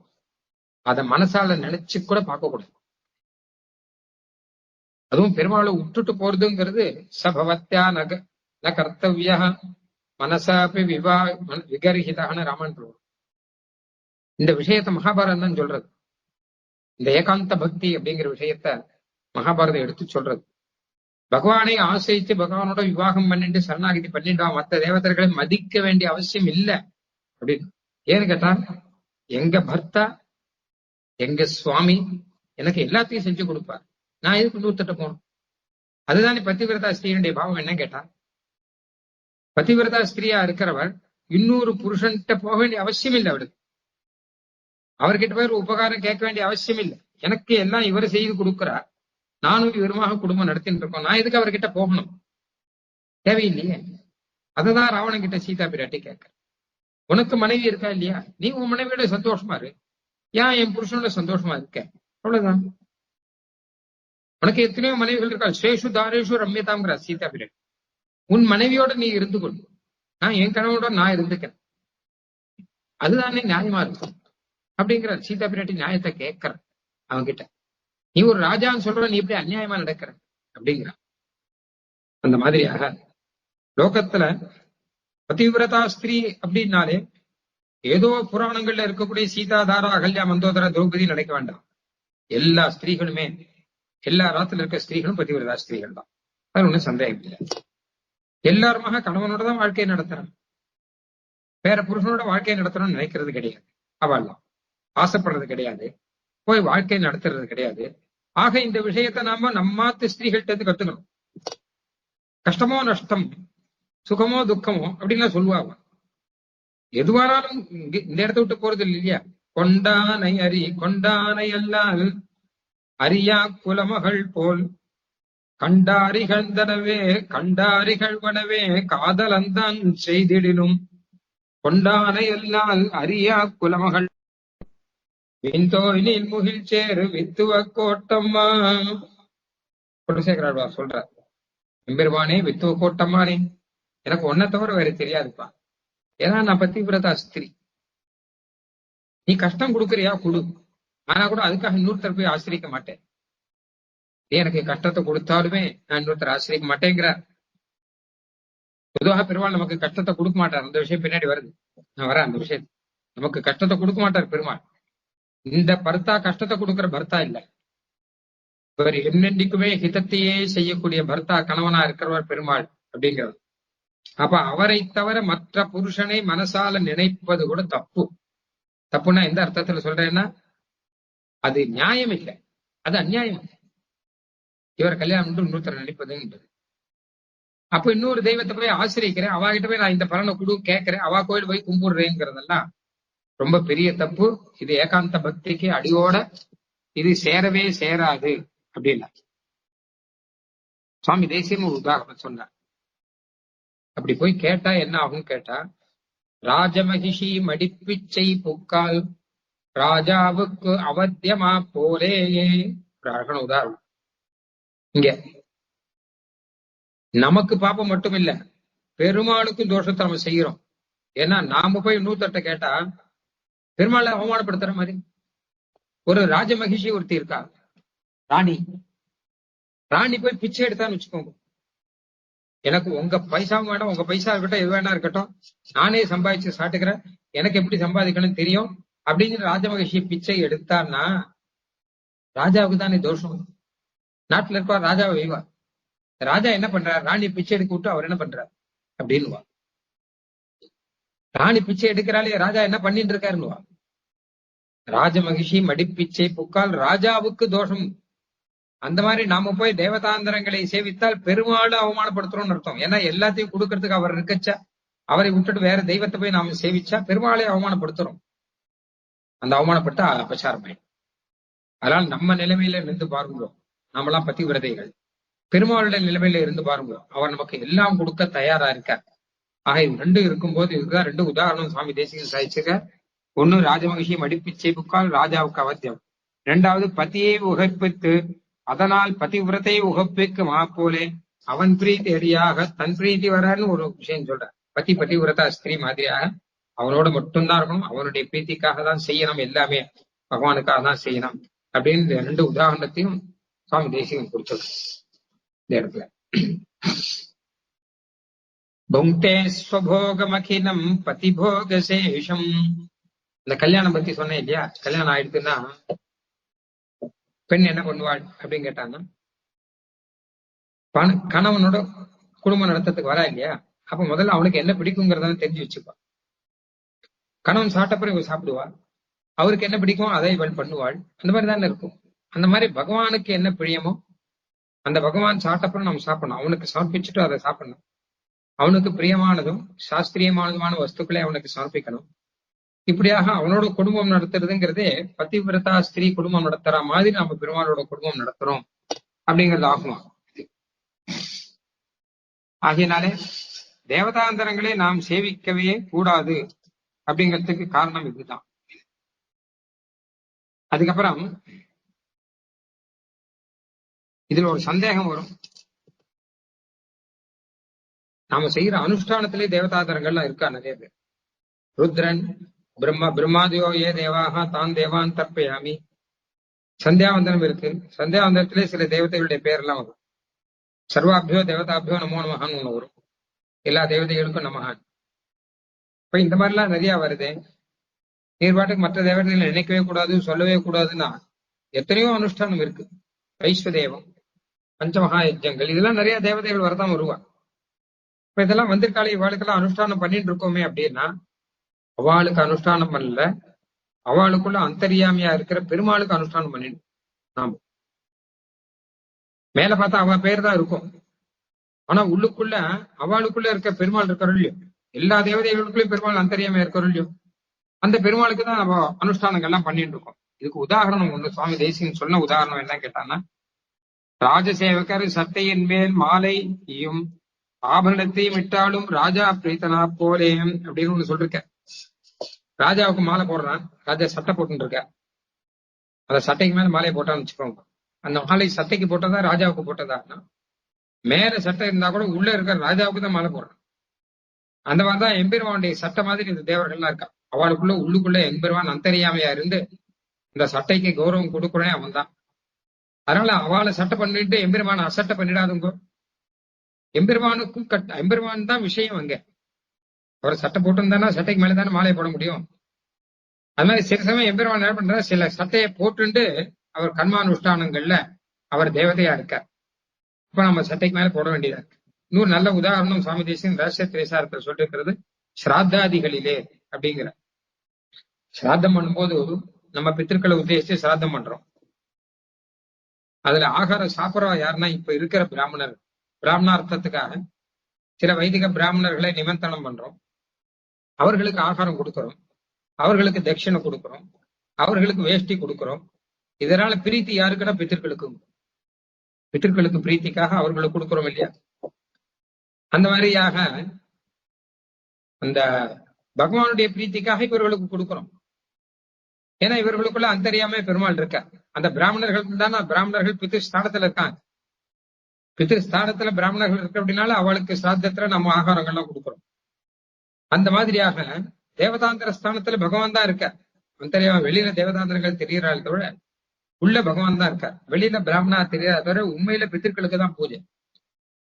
அதனால பிராமணரும் அதை தெரிஞ்சு வச்சுட்டு இருப்பார். அவருக்கும் தெரியும் எப்படி நடக்கணும். சாத்தியத்துல அவர் எப்படி நடக்கணும் சில வழிகள்லாம் உண்டு. அந்த வழிப்படிதான் அவர் நடப்பார். தன்னை தானாக பாவிச்சு நடக்கக்கூடாது, இப்படி உண்டு. அந்த மாதிரியாக எம்பெருமானுக்கு சட்டையாக தேவர்கள்லாம் இருந்தா கூட அந்த தேவர்களுக்குள்ள அந்தரியாமையா எம்பெருமான் இருக்கான்ங்கிறத உணர்ந்துட்டு சட்டைக்கு மேல மாலை போட்டா கூட உள்ள இருக்கணும் போய் சேருங்கிற மாதிரி இந்த தேவதைகளை பூஜிச்சா கூட எம்பெருமான தான் போய் சேரும் அப்படிங்கறத புரிஞ்சுட்டு கைங்கரியம் பண்ணணும் அப்படின்னு இந்த மாதிரி பல விஷயங்கள்லாம் இங்க கைங்கரிய விஷயத்துல சுவாமி தேசிகன் சாதிச்சிருக்க. அப்புறம் அடுத்த விஷயம் அப்படியே வேகமா சொல்லணும், சமயம் வாங்கிட்டு இருக்கு. அடுத்தது காலக்ஷேபம். சரணாகிதி பண்ணினா காலக்ஷேபம் பண்றது நல்லது. ஏன்னா நமக்கு இந்த விஷயங்கள்லாம் தெரிஞ்சுட்டாதான் நல்லது. நம்ம எப்படி நடக்கணுங்கிறத நம்ம தெரிஞ்சுக்கிறதுக்கு காலக்ஷேபம் தான் வழி. காலக்ஷேபம் அப்படின்னா டைம் பாசிங்னு அர்த்தம். காலக்ஷேபம், காலான டைம், ஷேபம்னா பாசிங். அதாவது காலக்ஷேபம் பண்ணினாதான் மோட்சங்கிறது கிடையாது. சரணாகிதி பண்ணினாதான் மோட்சம், மோட்சம் கிடைச்சிட்டு. ஆனா சரணாகிதி பண்ண பிறகு டைம் பாஸ் பண்ண முடியும். உங்களுக்கு டைம் பாசிங் என்ன, உங்கள் பொழுதுபோக்கு என்ன அப்படின்னு கேட்டா ஒருத்தர் ஒன்னொன்னு சொல்றான். எனக்கு டிவி பாக்குறதுதான் பொழுதுபோக்கு. இன்னொருத்தர் என்ன சொல்றாருன்னா எனக்கு டான்ஸ் தான் பொழுதுபோக்கு அப்படிங்கிற. இன்னொருத்தர் கதை புஸ்தகம் படிக்கிறது தான் பொழுதுபோக்கு அப்படிங்கிற. சரணாகிதி பண்ணணும் உனக்கு பொழுதுபோக்கு என்னன்னா காலக்ஷேபம் கேட்பதுதான் பொழுதுபோக்கு அப்படின்னு இருந்தா அது சரியா இருக்கும், பொருத்தமா இருக்கும். மற்ற பொழுதுபோக்கை காட்டிலும் இவருடைய சொரூபத்துக்கு ஏற்றது. அதுவும் பாஷ்யக்காரர் சொல்ற ஒரு விஷயம் சுவாமி தேசிகன் சொல்றார், அது இவன் சொரூபத்துக்கு ஏற்றதில்லை அப்படின்னு. அதாவது வேண்டிட்டு செய்து திரிய அமையுமோன்னு ஒரு கேள்வி. சரணாகிதி பண்ணியா சொல்லியோ அவன் இஷ்டப்படி இப்படி வேணா நடக்கலாமா, என்ன வேணா பண்ணட்டுமே, கர்மானுஷ்டானம் பண்ணா என்ன பண்ணாட்டா என்ன, கைங்கரியம் பண்ணா என்ன பண்ணாட்டா என்ன, காலக்ஷேபம் பண்ணா என்ன பண்ணாட்டா என்ன, சரணாகிதி பண்ணியா சொல்லி மோட்சம் கிடைக்க போறது இல்லையோ. சரணாகிதி பண்ணியாச்சுன்னா எம்பெருமான் கூட்டுக்க போறான். அதனால வேண்டிட்டு செய்து திரிய அமையுமோ, எப்படியான அவன் தெரிஞ்சுட்டு இருந்தா என்ன எண்ணில் அது இவனுக்கு சொரூபம் இல்லைங்கிற. சொரூபத்தை நினைச்சு பாருங்க. அதான் என்ன அர்த்தம் கேட்டா, கல்யாணம் முதலே சொன்ன மாதிரிதான். எம்பெருமானோட கல்யாணம் ஆயிடுத்து இல்லையோ, கல்யாணம் ஆனப்புறம் கல்யாணத்துக்கு ஏத்த மாதிரிதான் நடக்கணும். கல்யாணம் ஆறதுக்கு முன்னாடி ஒரு புருஷனோ பெண்ணோ இஷ்டம் போல தெரிந்தார்கள் வச்சுப்போம். கல்யாணத்துக்கு அப்புறம் அப்படி தெரிய முடியுமா? கல்யாணங்கிறது ஒரு கால் கட்டுன்னு அந்த காலத்துல. கால் கட்டு போட்டாச்சா அப்படி கொஞ்சம் அப்படி இருந்தா நல்லது. இஷ்டம் போல தெரியறதுலாம் அப்புறம் நடக்காது. அதுக்கப்புறம் ஒரு கட்டுப்பாட்டுக்கு வரணும் இல்லையா? ஒரு கட்டுப்பாடுல இருக்கணும். அந்த மாதிரி சரணாகதிங்கிற ஒரு கட்டுப்பாடு தான் அது. அது ஒரு கால் கட்டு மாதிரி தான் அது. அவனுடைய சொரூபத்து இவன் சொரூபத்துக்கு ஏற்றது இல்லையா? சரணாகதி பண்ணிட்டு அதுக்கப்புறம் நான் இஷ்டம் போல தெரிஞ்சுட்டு இருக்கேன் அப்படின்னா ஆத்மாவே எம்பெருமான் கிட்ட ஒப்படைச்சிட்டு அப்புறம் நான் இஷ்டம் நானே நினைக்க கூடாது. ஏன்னா நானே எம்பெருமானுக்கு சொந்தம் ஆயிட்டேன். அப்ப அவனுக்கு எதுவோ அதுதான் எனக்கு. எனக்குன்னு தனிப்பட்டதாக எதுவுமே கிடையாது. என்னுடைய பிரீத்தின்னு தனியா ஒண்ணும் கிடையாது. எம்பெருமானுக்கு உகந்தது எதுவோ அதுதான் என்னுடைய பிரீத்தி அப்படின்னு இருக்கிறதால நியாயமா இருக்கும் அப்படின்னாச்சு. அதனால அப்படியெல்லாம் இருக்கக்கூடாது. வேண்டிட்டு செய்து தெரிய அமையாது, அப்படிலாம் போகக்கூடாது. பின்ன என்ன கேட்டா நல்ல விஷயங்கள்லாம் தெரிஞ்சுக்கணும். எம்பெருமானுக்கு எது உகந்ததுன்னு தெரிஞ்சுக்கணும். அதுக்காக அந்த காலக்ஷேபம் அப்படின்னு வச்சிருக்காங்க. அதுக்கு சுவாமி தேசியம் உதாரணம் காமிக்கிறார், உபமானம். அபிஷேகம் பண்ண புகுகிற ராஜகுமாரனுக்கு ராத்திரியில் விளக்கேற்றி வைக்குமா போலே அப்படின்னு. ராஜகுமாரனுக்கு அபிஷேகம், அந்த ராஜகுமாரன் கதை ஒண்ணு சொன்ன இல்லையா, அதை விடாது அப்படியே பிடிச்சிக்கோ, நாளைக்கெல்லாம் கூட வேணும் அது. ஒரு ராஜகுமாரன் எதிரி நாட்டு ராஜாவினாலே சிறைப்பிடிக்கப்பட்டு அவ சிறையில 10 வருஷம் 12 வருஷம் இருந்தான். ரொம்ப வருஷம் கழிச்சு இந்த ராஜகுமாரனோட அப்பா அவர் எதிரி நாட்டை ஜெயிச்சு அந்த பையனை மீட்டார். இது நம்ம கதை தான். இது நம்ம சிறைனா சம்சாரத்துல இருக்கோம், நம்மளை மீட்டவர் நம்முடைய ஆச்சாரியன். மீட்டு அந்த சம்சாரத்தை வெளியில கொண்டு வர. இப்போ நாம இனிமே நேர போகணும். ராஜகுமார் ராஜா யாருன்னு கேட்டாதான் எம்பெருமான் தான் அப்படி வச்சு இவர் மீட்டு கொண்டு வர நம்ம எம்பெருமானோட நம்மளை சேர்க்கிறார். அப்படி இருக்கோ இல்லையோ? இப்ப இடைப்பட்ட காலம் இது. ராஜகுமாரனுக்கு மறுநாள் அபிஷேகம் நிச்சயம் பண்ணிருக்கா, பட்டாபிஷேகம். முன்னாள் ராத்திரி அவனுக்கு விளக்கேற்றி வைக்கிறான். அதாவது அபிஷேகத்துக்கு முன்னாடி தூங்கக்கூடாது, இல்ல சிலதெல்லாம் உண்டு. அப்போ அந்த சமயத்துல அவன் நீ இருட்டுல இரு அப்படின்னு விட்டுட்டு போல. இத்தனை நாள் தான் அவன் சிறையில இருட்டுலதான் இருந்தான், விளக்கெல்லாம் ஏற்றி வைக்க மாட்டான். ராத்திரி ஆனா ஒரே இருட்டாயிடும். அந்த இருட்டு சிறையிலே அவன் தவித்து கிடந்தவன். அவனுக்கு இப்போ மறுபடியும் ஒரு ராஜா அபிஷேகமா ஆப்போறது. அந்த சமயத்துல முன்னாள் ராத்திரி அவனுக்கு மங்கள தீபங்கள்லாம் ஏற்றி வச்சு, அப்பா இதெல்லாம் பாரு அதெல்லாம் பாரு அப்படின்னு சொல்ற மாதிரியாக நமக்கு இந்த காலட்சேபங்கிறது விளக்கேற்றி வைக்கிற மாதிரி. இருட்டுல இருக்கக்கூடாது. நம்ம எது செய்யலாம் எது செய்யக்கூடாது அப்படின்லாம் ஒண்ணுமே தெரியாமல் இஷ்டப்படி தெரியக்கூடாது. நம்ம பகலுக்கு போகணும் இல்லையா? அப்ப நமக்கு விளக்கேற்றி வைக்கிறாளாம். அந்த விளக்கு தான் காலக்ஷேபம். நம்ம விஷயத்தை அதன் மூலமாக தெரிஞ்சுக்கலாம் அப்படிங்கிற. அதுக்கப்புறம் அப்படி தெரிஞ்சுட்டு காலக்ஷேபம் மூலமா தெரிஞ்சுட்டா அதுவே தனி. அதுக்கப்புறம் நம்ம அனுபவமே தனியா இருக்கும். எப்பவுமே ஆன்மீகம்னு ஒண்ணு இருக்கு. பெருமாளுக்கு திருவாராதனை எப்படி பண்ணணும் அப்படிங்கறதெல்லாம் அதுல இருக்கு. அது காலக்ஷேபம் பண்ணிட்டு திருவாராதனை பண்ணுங்க, ஆனந்தமா இருக்கும். ஆன்மீக காலக்ஷேபம் கேட்டுட்டு அப்புறம் திருவாராதனை பண்ணா அதுல ஒரு வித்தியாசம் தெரியும், நல்லா ஆனந்தமா இருக்கும். ஒரு நாள் கூட திருவாராதனை விடக்கூடாது அப்படின்னு தோணும். பெருமாளுக்கு கைங்கரியமே பண்றோம், நம்ம கோயிலுக்கு போறோம், எல்லாருமே பெருமாளுக்கு ஏதோ ஒரு கைங்கரியம் பண்ணிட்டு இருக்கோம். ஒரு காலக்ஷேபம் பண்ணி அந்த கைங்கரியத்தினுடைய பெருமை எல்லாம் தெரிஞ்சுட்டு அதுக்கப்புறம் கைங்கரியம் பண்ணா அது ஒரு பெருமாள் எனக்காக இருக்கார், எனக்கு இந்த கைங்கரிய பிராப்தியை பெருமாள் கொடுத்திருக்காரு அப்படின்னு அதை நினைச்சு பெருமாளுக்கு அவன் கண்ணீர் உகுத்து கொண்டு எனக்கு இந்த கைங்கரிய பிராப்தியை கொடுத்த பெருமாளுக்கு நான் எல்லாம் பிரத்யுபாரம் செய்ய போறேன்னு நினைச்சுண்டு ரொம்ப ஆசையோட பிரீத்தியோட கூட கைங்கரியம் பண்ணான்னா உற்றேன் உகந்து பணி செய்து குணபாதம் பெற்றேன் ஆழ்வார் சொல்றாரு. பெருமானே உற்றேன் உகந்து பணி செய்து ரொம்ப சந்தோஷத்தோட உனக்கு கைங்கரியம் பண்ணிட்டு உன்னோட இருக்கேன். குணபாதம் பெற்றேன், இன்னும் எனக்கு என்ன வேணும்? இன்னும் இதே வேண்டுவது எந்த, எனக்கு இனிமே எதுவும் வேண்டாம், இதே தொடர்ந்து இருக்கணும், இதே தொடர்ந்து இருக்காம எனக்கு அனுகிரகம் பண்ணுப்பா போரும் அப்படின்னு ஆழ்வார் சொல்ற. அந்த மாதிரியாக கைங்கரியம் பண்ணச்சியும் காலக்ஷேபம் பண்ணிட்டு பண்ற கைங்கரியம், அனுஷ்டானம் பண்ணச்சியும் காலக்ஷேபம் பண்ணிட்டு பண்ற அனுஷ்டானம் வேற. ஸ்தோத்திரபாடம் சொல்லச்சியும் அது அர்த்தத்தை காலக்ஷேபம் கேட்டுன்னு அப்புறம் ஸ்தோத்திரபாடம் சொல்லுங்க, அது வேற யாரும். ஏதோ கிடுக்கிடுன்னு வேகமா சாஸ்திரம் சொல்றோம், விஸ்வம் விஷ்ணு ஹட்காரோ பூதோ வேகமா சொல்றோம், 20 நிமிஷத்துல முடிஞ்சுடுறோம். விஷ்ணு சாஸ்திரம் பாஷ்யம் பராசர பட்ட சாதிச்சிருக்க காலக்ஷேபம் பண்ணி அதை கேட்டுட்டு அதுக்கப்புறம் சாஸ்திரம் சொன்னா அந்த அனுபவமே தனியா இருக்கும். அதனால காலக்ஷேபம் அப்படிங்கிறது ஒரு ஆச்சரியமான விஷயம். அது விளக்கேற்றி வைக்கிற மாதிரி. அதுக்கப்புறம் பகவத் அனுபவம் அப்படிங்கிறது ஆனந்தமா இருக்கும். இப்படியே இருந்து எல்லாமே தோணும். ஆனா இது ஒரு 2 கட்டா நிலை. சுவாமி தேசியம் ஒரு உதாரணம் சொல்ற, வாய் கட்டுண்டு திருப்பார்கடலே முழுகனதை போல தன்னவஸ்தை. ஆச்சாரியெல்லாம் நிறைய காலக்ஷேபங்கள்லாம் முடிச்சுட்டு எம்பெருமான பூர்ணமா அனுபவிக்கணும்னு ஆசை, ஆனா பூர்ணமா அனுபவிக்க முடியாது. ஏன்னா சம்சாரத்துல இருக்கும், பூர்ணமா அனுபவிக்க முடியாது. இப்ப என்ன பண்றது அப்படின்னு கேட்டா, என்ன பண்றது? முடிஞ்ச வரைக்கும் நாம பிரகிருத்தியில இருக்கும் இல்லையா, இந்த சரீரத்துல இருக்கிற வரைக்கும் சரீரத்தை நம்ம கட்டுப்பட்டவர். எம்பெருமான பூர்ணமா அனுபவிக்க முடியாது. நமக்கு சரீரத்துக்கு வேண்டிய ஆகாரம் வேணும், சரீரத்துக்கு வேண்டிய தூக்கம் வேணும், சரீரத்துக்கு வேண்டிய அலங்காரங்கள் ஆடை ஆபரணங்கள்லாம் வேணும், என்ன வேணும், கட்டி போட்டுதான் வச்சிருக்க, என்ன பண்றது சொல்லுங்க. ஒரு 2 கட்டா நிலையில தான் நம்ம இருக்கோம். அதான் சொல்ற, ஒருத்தருக்கு பால்னா ரொம்ப பிடிக்கும். அவனுடைய ரொம்ப நாள் கனவு என்ன கேட்டான்னா பால் சாப்பிடறதா அவனுக்கு ரொம்ப பிடிக்கும். திருப்பார் கடல்ல உள்ளே மூழ்கணும்னு ஆசை. அதுதான் பகவத் அனுபவம். அதாவது பகவத் அனுபவம்ங்கிறது எப்படி கேட்டாலும், பால் பிடிச்சவனுக்கு இந்த பால் உதாரணம் சுவாமி அடிக்கடி சாதிக்கிறார். பித்தோபகதனுக்கு அப்படின்லாம் சொல்றார், அதெல்லாம் அப்புறம் சொல்றேன்.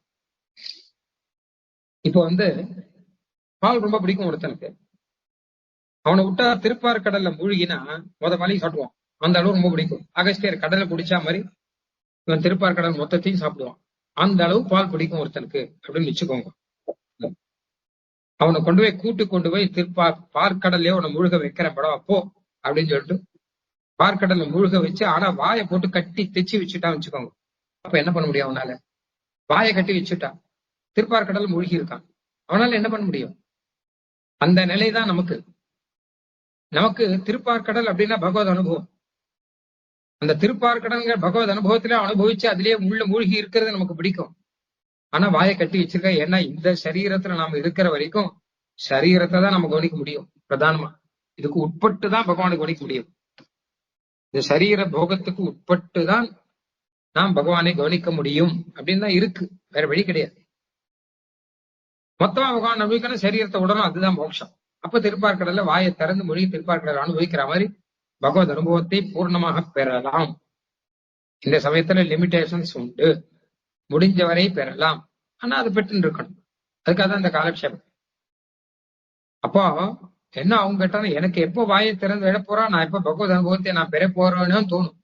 நம்மாழ்வார் என்ன பண்றாருன்னா, ஆழ்வார்கள் இந்த யோகத்துல இருக்க, இந்த சம்சார லோகத்துல வந்த யோகத்துல இருந்த யோகத்துல பெருமாளை சாட்சா்காரம் பண்ற. ஆனா கூட அவருக்கு திருப்தி இல்லை. என்ன கேட்டா, கண் முழிச்ச சரீரத்தோட தானே இருக்க, எனக்கு இந்த சரீரம் தடையா இருக்கு, இது வேண்டாம், எனக்கு சீவை கொண்ட லோகத்துல பெருமாளோட சேரணும். என் கண்ணு வச்சு பார்த்தா இதே சரீரம், இதே இந்திரியம், இதே லோகங்கள், இங்க இருக்கிற மனுஷர்கள், ஆடு மாடுகள், பிராகிருத வஸ்துக்கள் எல்லாம் இருக்கு, போக வஸ்துக்கள், இது வேண்டாம்பா. சீவை குண்டத்துல பகவான், பாகவதர்கள், நித்தியசூரிகள் அப்படி வேணும் எனக்கு அப்படின்னு ஆசைப்பட்டு பெருமாள் கிட்ட கூவர கதற, எனக்கு வேண்டாம் இந்த சரீரத்தை ஒழித்துடைய எம்பெருமானே அப்படின்னு. தன்னாவாதடியே நெய் பரிகண்டாய் சாமாரே, போரும் எனக்கு இதை விட்டுடும், எனக்கு கூட்டுண்டு போ அப்படிங்கிற அந்த மாதிரியாக ஆசை வரணும். இப்போ வாயை கட்டி போட்டு திருப்பாக்கடல் மூழ்கி வச்ச மாதிரி பகவத் அனுபவம் இப்போ அவ்வளவுதான் கிடைக்கும். ஆனா அது கிடைக்கணும் இல்லையா? அது கிடைக்கிறதுக்கு கூட நம்ம காலக்ஷேபங்கள்லாம் பண்ணணும் அப்படிங்கிற ஒரு விஷயம், விளக்கேட்டு வைச்ச மாதிரி காலக்ஷேபம் பண்ணணும் அப்படிங்கிற விஷயம். அதுக்கப்புறம் முக்கியமான விஷயங்கள் பார்த்தான்னா, என்ன விஷயம் பார்த்தான்னா, பாகவத சேஷம். பகவானுக்கு தாசர்கள் போல பாகவதற்கு தாசர்கள். இதுக்கு சாஸ்திரங்கள்லாம் நிறைய இருக்கு. எப்ப பகவானுக்கு தாசன் அப்ப பாகவதனுக்கு தாசன் தான். ஏன்னா பகவானை சேர்ந்தவருக்கு தாசன் தானே. சுவாமி தேசியம் சொல்ற, ராஜகுமார உபலாலனம் போலே. ஒருத்தர் ராஜா கிட்ட நல்ல பேர் வாங்கணும் பார்த்தான். அப்ப என்ன பண்றாங்க கேட்டா, அந்த ராஜாவுடைய குமாரன் பையன் இருக்கான்லையோ, அவனை எடுத்து வச்சுட்டு அவனுக்கு நல்ல ஆபரணங்கள் எல்லாம் கொடுத்து பார்த்தா ராஜாவுக்கு அவனுக்கு ரொம்ப பிடிச்சது. பையன் அப்படி கொண்டாடுறானேன்னு சொல்லிட்டு. அந்த மாதிரி பகவானுடைய குமாரர்கள் பாகவதர்கள். அந்த பாகவதர்களை உகக்கும்படியாக அவர்களுக்கு வேண்டியதெல்லாம் செஞ்சு கொடுத்துருந்தா பகவானுக்கு ரொம்ப பிடிக்குமா. ஆமா, மத்பக்த பக்தேஷு பிரீத்தி அதிகா பவே, அத்தியதிகா பவே. அதனால பாகவத ஆராதனம், பாகவதர்களை பிரீத்தி செய்யணும், அது பெருமாளுக்கு ரொம்ப பிடிச்ச விஷயம் அப்படின்னா. அது மட்டும் இல்ல, முக்கியமான விஷயம், அந்த பாகவதர்களை கோபிச்சுட்டா பெருமாளுக்கு பிடிக்காது. நீ என்னதான் பெருமாளுக்கு சேவை பண்ணா கூட, என்னதான் பெருமாளுக்கு ரொம்ப ரொம்ப வேண்டியவனா இருந்தா கூட, என்னதான் பெருமாளுக்கு நெருக்கமாக இருந்து கைங்கரியம் பண்ணா கூட, பாகவதாவோட சண்டை போட்டாலும் பெருமாளுக்கு பிடிக்காதான். ராஜபுத்திரனை ராஜசந்நிதியில் பரிபவித்தால் ராஜா வெறுக்குமா போலே. ஒருத்தர் ராஜாவுக்கு ரொம்ப வேண்டியவன், அவன் அந்த ராஜபுத்திரனை போட்டு 2 அடி அடிச்சுட்டான் குழந்தைய. உடனே ராஜா என்ன பண்ணுவான், நீ எங்கடா இங்க வந்தா வெளில போகணும் வரவன். இல்ல, நான் உனக்கு வேண்டியவன் ஆச்சு, வேண்டியனாவது வேண்டாதவனாது, குழந்தைய அடிக்கிறான், வேண்டியவனா, வெளில போகணும் வேண்டாம். உன் தெய்வம் எனக்கு தேவையில்லை, உன் சகவாசம் எனக்கு தேவையில்லை, என் பையனை அடிக்கிறோம் சகவாசம் எனக்கு தேவையில்லை. என்ன ராஜா அப்படி சொல்றோம், நான் உங்களுக்கு எத்தனை எல்லாம் பண்றேன்னா பண்ண லட்சணம் தெரியும், போகணும்னு அனுப்பிச்சுடுவேன்.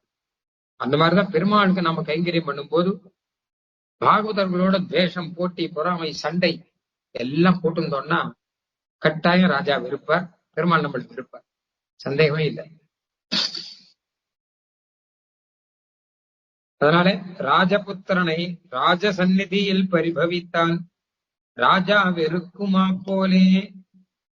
பகவான் நம்மளை பிடிக்காது, நம்மளை எப்படி ஒழிச்சு கட்டணும் தான் பார்ப்பான். ஒரு விஷயம் பகவத்கீதையில கண்ணன் சொல்றான், பெருமாள் கிட்ட அபசாரப்பட்டா கூட ஓரளவு பரிகாரம் பண்ணலாம் பெருமாள் கிட்ட. ஆனா பாகவதர்கள் கிட்ட அபசாரம் பட்டா பெருமாள் கிட்ட பரிகாரம் பண்ண முடியாது. பெருமாள் கட்டாயம் பிடிக்காது நம்மள. பாகவதர்கள்ட்ட அபசாரம் பண்ணிட்டு பெருமாள் கிட்ட போனான்னா கட்டாயம் முகம் கொடுக்க மாட்டார். அதுக்கு பரிகாரம் பெருமாள் கிட்ட, ஐயோ நான் பெருமாளே நான் அவர் தானே அடிச்சேன் உம் அடிக்கலையும் கேட்க முடியாது பெருமாள் கிட்ட. அத பகவத்கீதையில கண்ணன் சொல்றான், சாதுரேவ சமந்தவ்யா. ஒருத்த பாகவத தப்பு பண்ணிட்டான்னு வச்சுக்கோ, அவர்கிட்ட போய் சண்டை போடுறான், ஏன்னா நீ ஒரு மனுஷனா, நீ தப்பு பண்றிய, உனக்கு புத்தி இருக்கா, உங்க செருப்பால் அடிக்கணும்னு நினைச்சு உடனே பெருமாளுக்கு கோபம் வந்துடும். நீயே அவன் அப்படி சொல்ற? இல்ல அவர் தப்பு பண்ணிட்டாருன்னா, அவர் தப்பு பண்ணிட்டா நான் பாத்துக்கிறேன், நீ அதை பத்தி இவ்வளவு தோஷம் சொல்ற? அவர் யாரு? அவர் ஒரு பாகவதர் தானே. ஆமா. நீ யாரு? நான் பாகவதர். அவர் யாரு? அவர் பாகவதர். நீ வைஷ்ணவன், அவரும் வைஷ்ணவர். அப்போ விஷ்ணு நான் பாத்துக்கிறேன், அவரை எப்படி திருத்தணுமோ அப்படி நான் திருத்திக்கிறேன். நீ அவரை திருத்த முடிவானா நல்லது சொல்லி திருத்த முடிவானா திருத்து. நீ சண்டை போட்டு அவரை ஒண்ணும் இல்லாம அடிச்சு பண்றதுக்கு உனக்கு உரிமை கிடையாது. இப்படி பண்ணா நான் அவனை காப்பாத்திடுவேன், ஆனா உன்னை கைவிட்டுடுவேன். ஏன்னா அவன் என் பாகவதன் ஆனபடினாலே, என் பக்தன் ஆனபடினாலே அவனை நல்ல கதிக்கு கூட்டு போடுவேன்.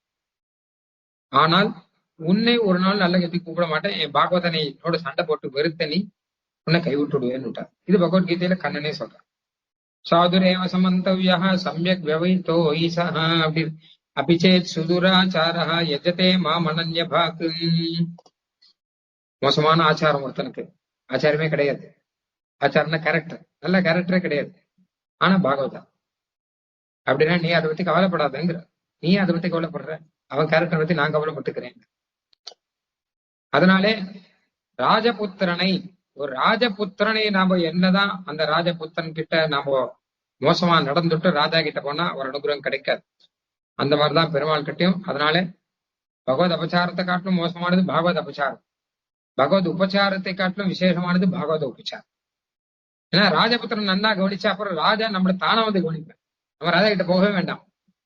ராஜபுத்திரனுக்கு வேண்டியதெல்லாம் செஞ்சு கொடுத்துருந்து அவனுக்கு வேண்டியவனா இருந்தா ராஜாவே நேரம் வந்து என் பையனுக்கு இவ்வளவு செஞ்சு கொடுத்தங்களேன்னு ராஜாவே நேரம் வருவார் இல்லையா? அப்படி பாகவத ஆராதனம். அதனால்தான் நம்ம சம்பிரதாயத்துல ததியாராதனம் விசேஷம்னு வச்சிருக்கோம். ததியாராதனா பாகவத ஆராதனம் அர்த்தம். பாகவதாளுக்கு, அதாவது பெருமாளுக்கு திருவாராதனம், பாகவதாளுக்கு ததியாராதனம். பெருமாள் திருவாராதனத்தை காட்டிலும் பாகவத ததியாராதனம் விசேஷம். பெருமாளுக்கு ஆராதனை பண்ணிட்டு உடனே பாகவதாளுக்கு அவளுக்கு வேண்டியதெல்லாம் கொடுக்கணும். ஆகாரம் மாத்திரம் இல்லை, அவளுக்கு வேண்டிய பார்த்தங்கள்லாம் கொடுத்து அவளை பூஜிச்சு நல்ல கௌரவமான வார்த்தைகள்லாம் பேசி, இதெல்லாமே ததியாராதனத்தில் வேணும். ததியாராதனை சாப்பிட வந்துட்டான்னு சொல்லிட்டு ஒருத்தர மோசமாலாம் நடத்தக்கூடாது. எங்க நான் வந்து அப்படிலாம் கூடாது. யாரா இருந்தாலும் ஆத்துல அதித்தின்னு ஒருத்தர் வந்துட்டார்னா அவர் தான் சுவாமி, நம்ம தாசன் விட்டா சாஸ்திரத்தில். அதிதி கில பூஜாரியா பிராகிருதோ விவிதானதாம். நம்ம மாத்திரம் ஒரு விருந்தாளி ஒருத்தர் வந்தாருன்னா அவர் சுவாமி, நம்ம வேலைக்காரனா மாறணும். அவருடைய வேலைக்காரன் உனக்கு என்ன சுவாமி செய்து கொடுக்கணும், நமக்கு ஆகாரம் கொடுக்குறேன், வேற ஏதாவது வாங்கணுமா, கடையில் போய் ஏதாவது வாங்கிட்டு வரணுமா, நீர் இங்க படுத்துக்கிறீரா, விசிறணுமா, ஃபேன் போடட்டுமா, தாசன் ஆகணும். அதித்தின்னு ஒருத்தர் வந்துட்டாருன்னா அவர் சுவாமி, நாம தாசன். அதுவும் பாகவதரே அதித்தியா வந்துட்டாருன்னா பரமபாகியம், நமக்கு பரமபாகியம் பரமபோக்கியம். அவருக்கு வேண்டியது எல்லாத்தையும் செஞ்சு கொடுக்கணும், அவருக்கு ஆகாரம் கொடுக்கணும், அவருக்கு வேண்டிய சௌகரியம் எல்லாத்தையும் செஞ்சு கொடுக்கணும் அப்படிங்கிறாரு. அது பெருமாளுக்கு எப்படி நாம செய்யறோமோ அதை காட்டிலும் விசேஷமாகும் அப்படிங்கிறது அடுத்த விஷயம். அடுத்து அபச்சாரப்பட்டுட்டோம்னா என்ன பண்றது அப்படின்னா, பெருமாள் கிட்டே நம்ம அபச்சாரம் பண்ணிட்டோம்னா, எத்தனையோ பாப்பம் பண்றோமோ இல்லையோ, பாப்பம் பண்றதெல்லாம் அபராதம் தான். அபராதம் பண்ணிட்டோம்னா என்ன பண்றதுன்னு கேட்டா, கம்பீரமா போகக்கூடாது. நான் சரணாகதி பண்ணிட்டேன், என்ன ஆனாலும் மோட்சம் கிடைக்கும், அதனால அபராதம் பண்ணா என்ன அப்படின்னு நினைக்க கூடாது. இப்போ அபராதத்துக்கு பரிகாரம் பண்ணணும். நம்ம என்ன அதுக்கு பிராயச்சித்தம் என்னவோ அது பண்ணணும். இனிமேல் அபராதம் வராம இருக்கிறதுக்கு என்னவோ அது பண்ணணும். பாப்பங்கள்லாம் செய்யக்கூடாது, யாரா இருந்தாலும் பாப்பம் செய்யக்கூடாது, தப்பு. சரணாகதி பண்ணிட்டா பாபம் செய்யலாம். நிறைய பேர் இந்த கேள்வி கேட்கறான். நான் சரணாகதி பண்ணிட்டேன், நான் இதை செய்யலாமா? நான் சந்தியாவதனே பண்றது இல்ல, எனக்கு மோட்சம் உண்டா? கேள்வி தப்பு. கேள்வி ரொம்ப ரொம்ப மோசமான ஒரு கேள்வி. ஏன்னு கேட்டான்னா, ஒருத்த கேட்டான், நான் சரணாகதி பண்ணிட்டேன், நான் திருடலாமா? நான் சரணாகதி பண்ணிட்டேன், நான் கொள்ளை அடிக்கலாமா? நான் சரணாகதி பண்ணிட்டேன், நான் கொலை செய்யலாமா? இந்த அடிப்படையான பாபங்கள் கூட நீ சரணாகதி பண்ணா போயிடுமான்னு அதெல்லாம் எங்க போகும்? மனுஷனா இருக்க முதல்ல மனுஷனா இருக்க வேண்டாமா? அப்புறம் தானே வைஷ்ணவனா இருக்கிறதுங்கிறது. பாபத்தை செய்யறோம் மனுஷனே இல்ல, இன்னொருத்தர ஹிம்சை பண்றவன் அவன்லாம் மனுஷனே இல்லைன்னா அப்புறம் நான் சரணாகதி பண்ணிட்டேன் நிறைய பேர் கேள்வி கேட்கும் போது கொஞ்சம் மனசுல கஷ்டமா இருக்கு. ஏன்னா இப்படி எல்லாம் கேள்வி கேட்கிறாரு. சரணாகதி பண்ணிட்டே பொய் சொல்லலாமா? சரணாகதி பண்ணிட்டே திருடலாமா? நான் கேட்க முடியும். ஒருத்தர் தப்பு இல்லையா? சாதாரண தர்மங்கள், அடிப்படை தர்மங்கள், பொது தர்மங்கள், மனுஷனுக்கான தர்மங்கள், இந்த தர்மங்களுக்கு நம்ம கட்டுப்பட்டுதான் இருக்கு. இல்லாட்டா நீ என்ன மனுஷன்? நீ எதுக்கு சரணாகதிக்கு அதுக்கும் ஏன் முடிச்சு போடுற? சரணாகதிக்கு முடிச்சே வராதே. அது தனி, அது சாப்டர் தனி. அது தப்பு தப்பு தான். அந்த தப்புக்காக பரிகாரம் நீ செய்துதான் அவன் தப்பு பண்ணக்கூடாது அப்படிங்கிறது முக்கியம். அப்படி பண்ணிட்டா அதுக்கான பரிகாரம் செய்துதான் ஆகணும். நீ சரணாகதி பண்ணா என்ன, பண்ணட்டா என்ன? எதா இருந்தாலும் மனுஷன் மனுஷனா இருக்கணும் போய். நான் பெருமாளுடைய பக்தன், அதனால நான் எதை வேணா செய்வேன் அப்படின்னு செய்யணும். பக்தியினுடைய பெயர்ல ஒருத்தன் தோஷம் செய்தான்னு வச்சுக்கோங்க, அதை பெருமாள் ஒரு நாளும் பொறுக்க மாட்டான். மத் பக்தோபி ந வைஷ்ணவஹாங்கிற ஸ்ருதி ஸ்மிருதிர்மமைவாஜ்ஞா யஸ்தாம் உல்லங்க்ய வர்த்ததே ஆஜ்ஞாச்சேதி மம துரோகி மத் பக்தோபி ந வைஷ்ணவஹா. என்னுடைய பக்தன் பெயர் வச்சுட்டு பாபகாரியம் பண்ணானா அவன் எனக்கு துரோகிங்கிறார் பெருமாள். நல்லா கவனிச்சுக்கோங்க, துரோகி. பக்தன் பெயர் வச்சுட்டு பாபகாரியம் பண்ணா ஸ்ரீ வைஷ்ணவன் பொய் சொல்ல மாட்டான் இருக்கணும். ஸ்ரீ வைஷ்ணவன் பிறர் வஸ்துவை திருட மாட்டான் இருக்கணும். ஸ்ரீ வைஷ்ணவன் பிறரை ஹிம்சிக்க மாட்டான் இருக்கணும். சாதாரணமான பண்ண மாட்டான், வைஷ்ணவன் இப்படி பண்ணுவான்.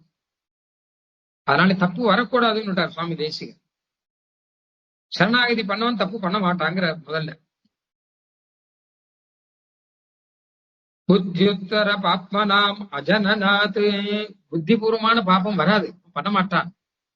அதை பண்ணிட்டானே, தெரியாத பண்ணிட்டான்னு. தெரியாத பண்ணிட்டா தப்பு இல்லை, பெருமாள் மன்னிச்சு. நம்மையும் தெரியாமல் சில பாப்பம் நடந்துட்டு வச்சுக்கோங்க, அதை பெருமாள் மன்னிச்சுடுவார். ஐயோ பாவம் தெரியாத பண்ணிட்டான், தெரிஞ்சே பண்றான்னு வச்சுக்கோங்க, அப்பதான் இந்த பிரச்சனை. ஜாதே அப்படி தன் நிஷ்கிருத்தே இல்ல பாபம் வந்துருத்துன்னா கட்டாயம் பிராயச்சித்தம் பண்ணணும். வைஷ்ணவனா இருக்கவன் பண்ணுவான், ஐயோ பெருமாள் சமதியில போய் இப்படி பாபம் பண்ணிட்டேனே அப்படின்னு துடிப்போடு கூட பிராயச்சித்தம் பண்ணுவான். கௌட்டில்யே சதி. ஆனா சில வக்கர புத்திகாரன் இருக்கான், அவன் பண்ண மாட்டான். பாபம் மட்டும் பண்ணுவான், பிராயச்சித்தம் பண்ண மாட்டான். அவன் தான் இந்த கேள்வி கேட்கறான். நான் சரணாகதி பண்ணியாச்சே, எனக்கு மோட்சம் கிடைக்குமா கிடைக்காதா, நான் இந்த பாபம் பண்ணிருக்கேன் அப்படின்னு. இந்த மாதிரி இந்த கேள்வி வக்கரமான கேள்வி இது. ரொம்ப தீவிரமா சொல்றேன்னு நினைக்க வேண்டாம். ஆனா தப்பு பண்ணக்கூடாதுங்கிறது மனுஷர்களுக்கு பொதுவா இருக்கக்கூடிய ஒரு நியாயம். அதை மீறி யாரும் நடக்கக்கூடாது. இப்ப சரணாகதி பண்ணவன் விசேஷமா தப்பு பண்ணக்கூடாது, சாதாரணமான மனுஷனே தப்பு பண்ணக்கூடாது. சரணாகதி பண்ணவன் கட்டாயம் தப்பு பண்ணக்கூடாது. யாகத்துல ஒண்ணு இருக்கு, யாகம் பண்றோம் பொய் சொல்லக்கூடாதுன்னு இருக்கு. அப்போ ஒரு கேள்வி கேட்டுட்ட, இதை என்ன யாகம் பண்றோம் பொய் சொல்லக்கூடாது, மத்த பேர்லாம் பொய் சொல்லலாமா அப்படின்னா, அப்பா யாருமே பொய் சொல்லக்கூடாது, யாகம் பண்ணவன் கட்டாயம் பொய் சொல்லக்கூடாது. ஏன்னு கேட்டா, நீ பொய் சொல்லி யாகம் பண்ணா இது என்ன யாகம்? யாகத்துல திரவியங்கள்லாம் சேர்த்து வைக்கணும். ஒருத்தரை ஏமாத்தி திரவியங்கள்லாம் வாங்கி பொய் சொல்லி ஏமாத்தி திரவியங்கள்லாம் வச்சா அதை வச்சு நீ என்ன யாகம் பண்றது? தப்பு அது ரொம்ப. அப்ப நான் தம்பதேது அப்படின்னு வேதம் சொல்லியிருக்கு. தர்சுவன்வாசம் பண்றோம் பொய் சொல்லக்கூடாதுன்னு சொல்லிருக்கு யாகம் பண்றோம். அந்த மாதிரிதான் சரணாகதி பண்றோம்னு அபசாரப்படக்கூடாதுன்னா யாருமே அபசாரப்படக்கூடாது, யாருமே தப்பு பண்ணக்கூடாது, யாருமே பாவம் பண்ணக்கூடாது. சரணாகதி பண்ணவன் விசேஷமா பாவம் பண்ணக்கூடாது. அவங்க எதுவும் விசேஷமா பார்க்கணுமே தவிர மாத்தி போய் நான் சரணாகதி பண்ணிட்டேன் நான் பாவம் பண்ணா பரவாயில்லையா அப்படின்னு கேட்கக்கூடாது. இப்ப என்ன ஆச்சுன்னு கேட்டா, சரணாகதி பண்ணாலும் கட்டாயம் பாபம் பண்ணால் தண்டனை உண்டு. பாபம் பண்ணா பரிகாரம் பண்ணணும், பரிகாரம் பண்ணல அப்படின்னா கட்டாயம் தண்டனை உண்டு. அதுலயும் கொஞ்சம் சந்தேகம். ஆனால் அப்ப சரணாகதி பண்ணவனுக்கும் சரணாகதி பண்ணும் அதுக்கும் ஒன்னும் வித்தியாசம் இல்லை. அவனும் பாபம் பண்ணா தண்டனை உண்டு, நானும் பாபம் பண்ணா தண்டனை உண்டு. வாஸ்தவம் தான். ஆனா உனக்கு மோட்சம் உண்டு. தண்டனை கொடுத்து மோட்சத்தை கொடுப்பார். இந்த தண்டனை கூட லகு சிக்ஷையா கொடுப்பார். இது திருந்தனங்கிறதுக்காக தண்டனை. ராஜபுத்திர அபராதம் போலே அப்படிங்கிற சுவாமி தேசிகன். ராஜாவுடைய புத்தன் அபராதம் பண்ணிட்டா வச்சுக்கோங்க, ராஜா என்ன பண்ணுவான், ஏன்டா இப்படி பண்ணி வச்ச, சரி அப்படின்னு சொல்லி ஏதோ வழி சொல்றான் இல்லையா, அந்த மாதிரி நான் கொடுக்குற தண்டனை நீ அனுபவிச்சுக்கோ திருந்திருன்னு சொல்ற மாதிரி யாரா ஒருத்தர் தப்பு பண்ணானா ராஜா என்ன பண்ணுவான், உடனே அவனை பிடிச்சி ஜெயிலு போடுங்கன்னுவான். ராஜா புத்தன் தப்பு பண்ணிட்டான், ராஜா என்ன பண்ண, ஏன்டா இப்படி தப்பு எல்லாம் பண்ணி ஏன்டா இப்படி மனத்தை வாங்குற, சரி இப்போ ஒரு 10 நாள் ஜெயில இருந்துட்டு அப்பதான் அவனுக்கு புத்தி வரும். ஏதோ ஒண்ணு பண்ணுவான் இல்லையா.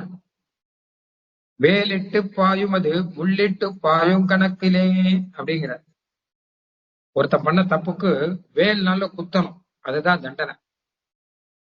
ஆனா பெருமாள் என்ன பண்றார், சரி ஒரு முள்ளுனால குத்தி வைப்போம், லகு சிக்ஷா, சின்ன தண்டனையை கொடுத்துருவோம்.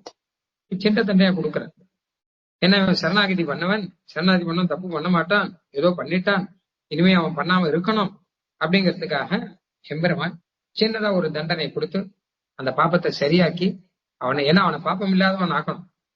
அந்த பாப்பத்துக்கு தண்டனை கொடுத்து சரியானாதான் அவன் பாப்பம் இல்லாதவன் ஆவான். பாப்பம் இல்லாம இருந்தாதான் மோட்சம் கிடைக்கும், இல்லாட்டா மோட்சம் கிடைக்காது. அப்படி கொடுக்காம விட்டார்னு வச்சுக்கோங்க, பெருமாள் தண்டனை கொடுக்காம விட்டார்னா மோட்சம் கிடைக்காது நமக்கு. அதனால அந்த பொறுப்பையும் பெருமாள் ஏத்துக்கிறார். எப்படியாவது தண்டனையை கொடுத்து இவனை சரியாக்கி இவனுக்கு மோட்சம் கொடுக்கணும் அப்படின்னு பெருமாள் நினைக்கிறார். அதனாலதான் சரணாகதி பண்ணுவாள்லாம் அவளுக்கெல்லாம் பெரிய உடம்பு வலியெல்லாம் வந்து வச்சுக்கணும். மகான்கள்லாம் அவெல்லாம் சந்தோஷப்படுவாள். என்ன அப்படின்னு கேட்டா, அப்பா பெருமாள் தண்டனை கொடுத்து சிக்ஷை கொடுத்து திருடி சேர்த்துக்கிறார். எல்லாம் பிராரப்தங்கள்லாம் கழிகிறது. பண்ண தப்புக்கு அனுபவிக்கிறோமோ இல்லை, அனுபவிச்சு போறேன் நான் மோட்சத்துக்கு போறேன், பெருமாள் கூட்டுக்கிறாரு, சந்தோஷப்படுவோம். வயசான காலத்துல என்னென்னமோ வியாதி எல்லாம் வரும், உபாதி எல்லாம் வரும், என்னமோ பகவத் சங்கல்பத்தில் நடந்துட்டு இருக்கு, பாபங்கள்லாம் கழிஞ்சிட்டு இருக்கு, போகட்டும் பெருமாள் திருவடியில் போக வேண்டியதானே அப்படின்னு. அந்த மாதிரியாக எம்பெருமானானவன் அந்தப்புற பரிஜன விஷயத்திலே அபராதங்களை எல்லாம் அப்படின்னு இன்னொரு உதாரணம் சொல்ற. ராணிக்கு வேண்டிய தப்பு பண்ணிட்டான்னு வச்சுக்கோங்க, அப்ப ராஜா என்ன பண்ணும், கொஞ்சம் தண்டனை குறைச்சுப்பான். ராஜபுத்திர தப்பு பண்ணா கொஞ்சம் தண்டனை குறைச்சுப்பான். அந்த மாதிரி நம்ம விஷயத்துல கொஞ்சம் தண்டனை குறைச்சுப்பான் பெருமாள். தண்டனை குறைச்சுப்பான்னா எந்த அளவு குறைச்சுப்பான் அப்படின்லாம் கேள்வி கேட்க வேண்டாம். நம்ம தப்பு பண்ணக்கூடாது, அபசாரம் பண்ணக்கூடாதுங்கிறதுக்காக தான் பெருமாள் இப்படி இருக்க. நம்ம பண்ண பாப்பங்களை பெருமாள் வந்து நாமளே பிராயச்சித்தம் பண்ணணும், பண்ணாட்டா ஒரு தண்டனை கொடுத்து பெருமாள் பிராயச்சித்தம் மாதிரி பண்றாராம் அப்படின்னு தேசியன்னு சொல்ற. அவன் பிராயச்சித்தம் பண்ணாட்டா அவர் பிராயச்சித்தம் பண்ணணும், மோட்சம் கொடுத்தாகணுமே. அதனால நிறைய தண்டனை எல்லாம் கொடுத்து ஒரு ரீதியில பாபம் இல்லாதவனாக புடம் போட்டு, தங்கத்தை புடம் போடுற மாதிரி, தங்கத்தை அக்னியில புடம் போட்டா சுத்தமாகும். அந்த மாதிரி நமக்கும் தண்டனை கொடுத்தாதான் இந்த ஆத்மா சுத்தமா. அந்த சுத்தமான ஆத்மாவை எடுத்துன்னு சிவகண்டத்துக்கு போனோம் பெருமாள். அது எப்படி போனோம், சிவகண்ட லோகத்திலே பெருமாள் எப்படி எடுத்துன்னு போற, அந்த ஆத்மா சிவகண்ட லோகத்திலே எப்படி எல்லாம் அனுபவிக்க போகிறது அப்படிங்கிற விஷயம் அதை நாளைக்கு பார்க்கலாம். மோட்சம் அப்படிங்கிற விஷயத்தை பத்தி நாளைக்கு சொல்ல போறேன். அங்க சுவாமி தேசிகன் என்னென்ன உதாரணங்கள் சொல்லிருக்கார் அப்படிங்கறதெல்லாம் நாளைக்கு பார்க்க போறோம். அப்போ நம்ம எல்லாத்தையும் அனுபவிக்கலாம். கவிதார்க்கிக சிம்ஹாய கல்யாண குணசாலினே ஸ்ரீமதே வெங்கடேசாய வேதாந்த குரவே நமஹ.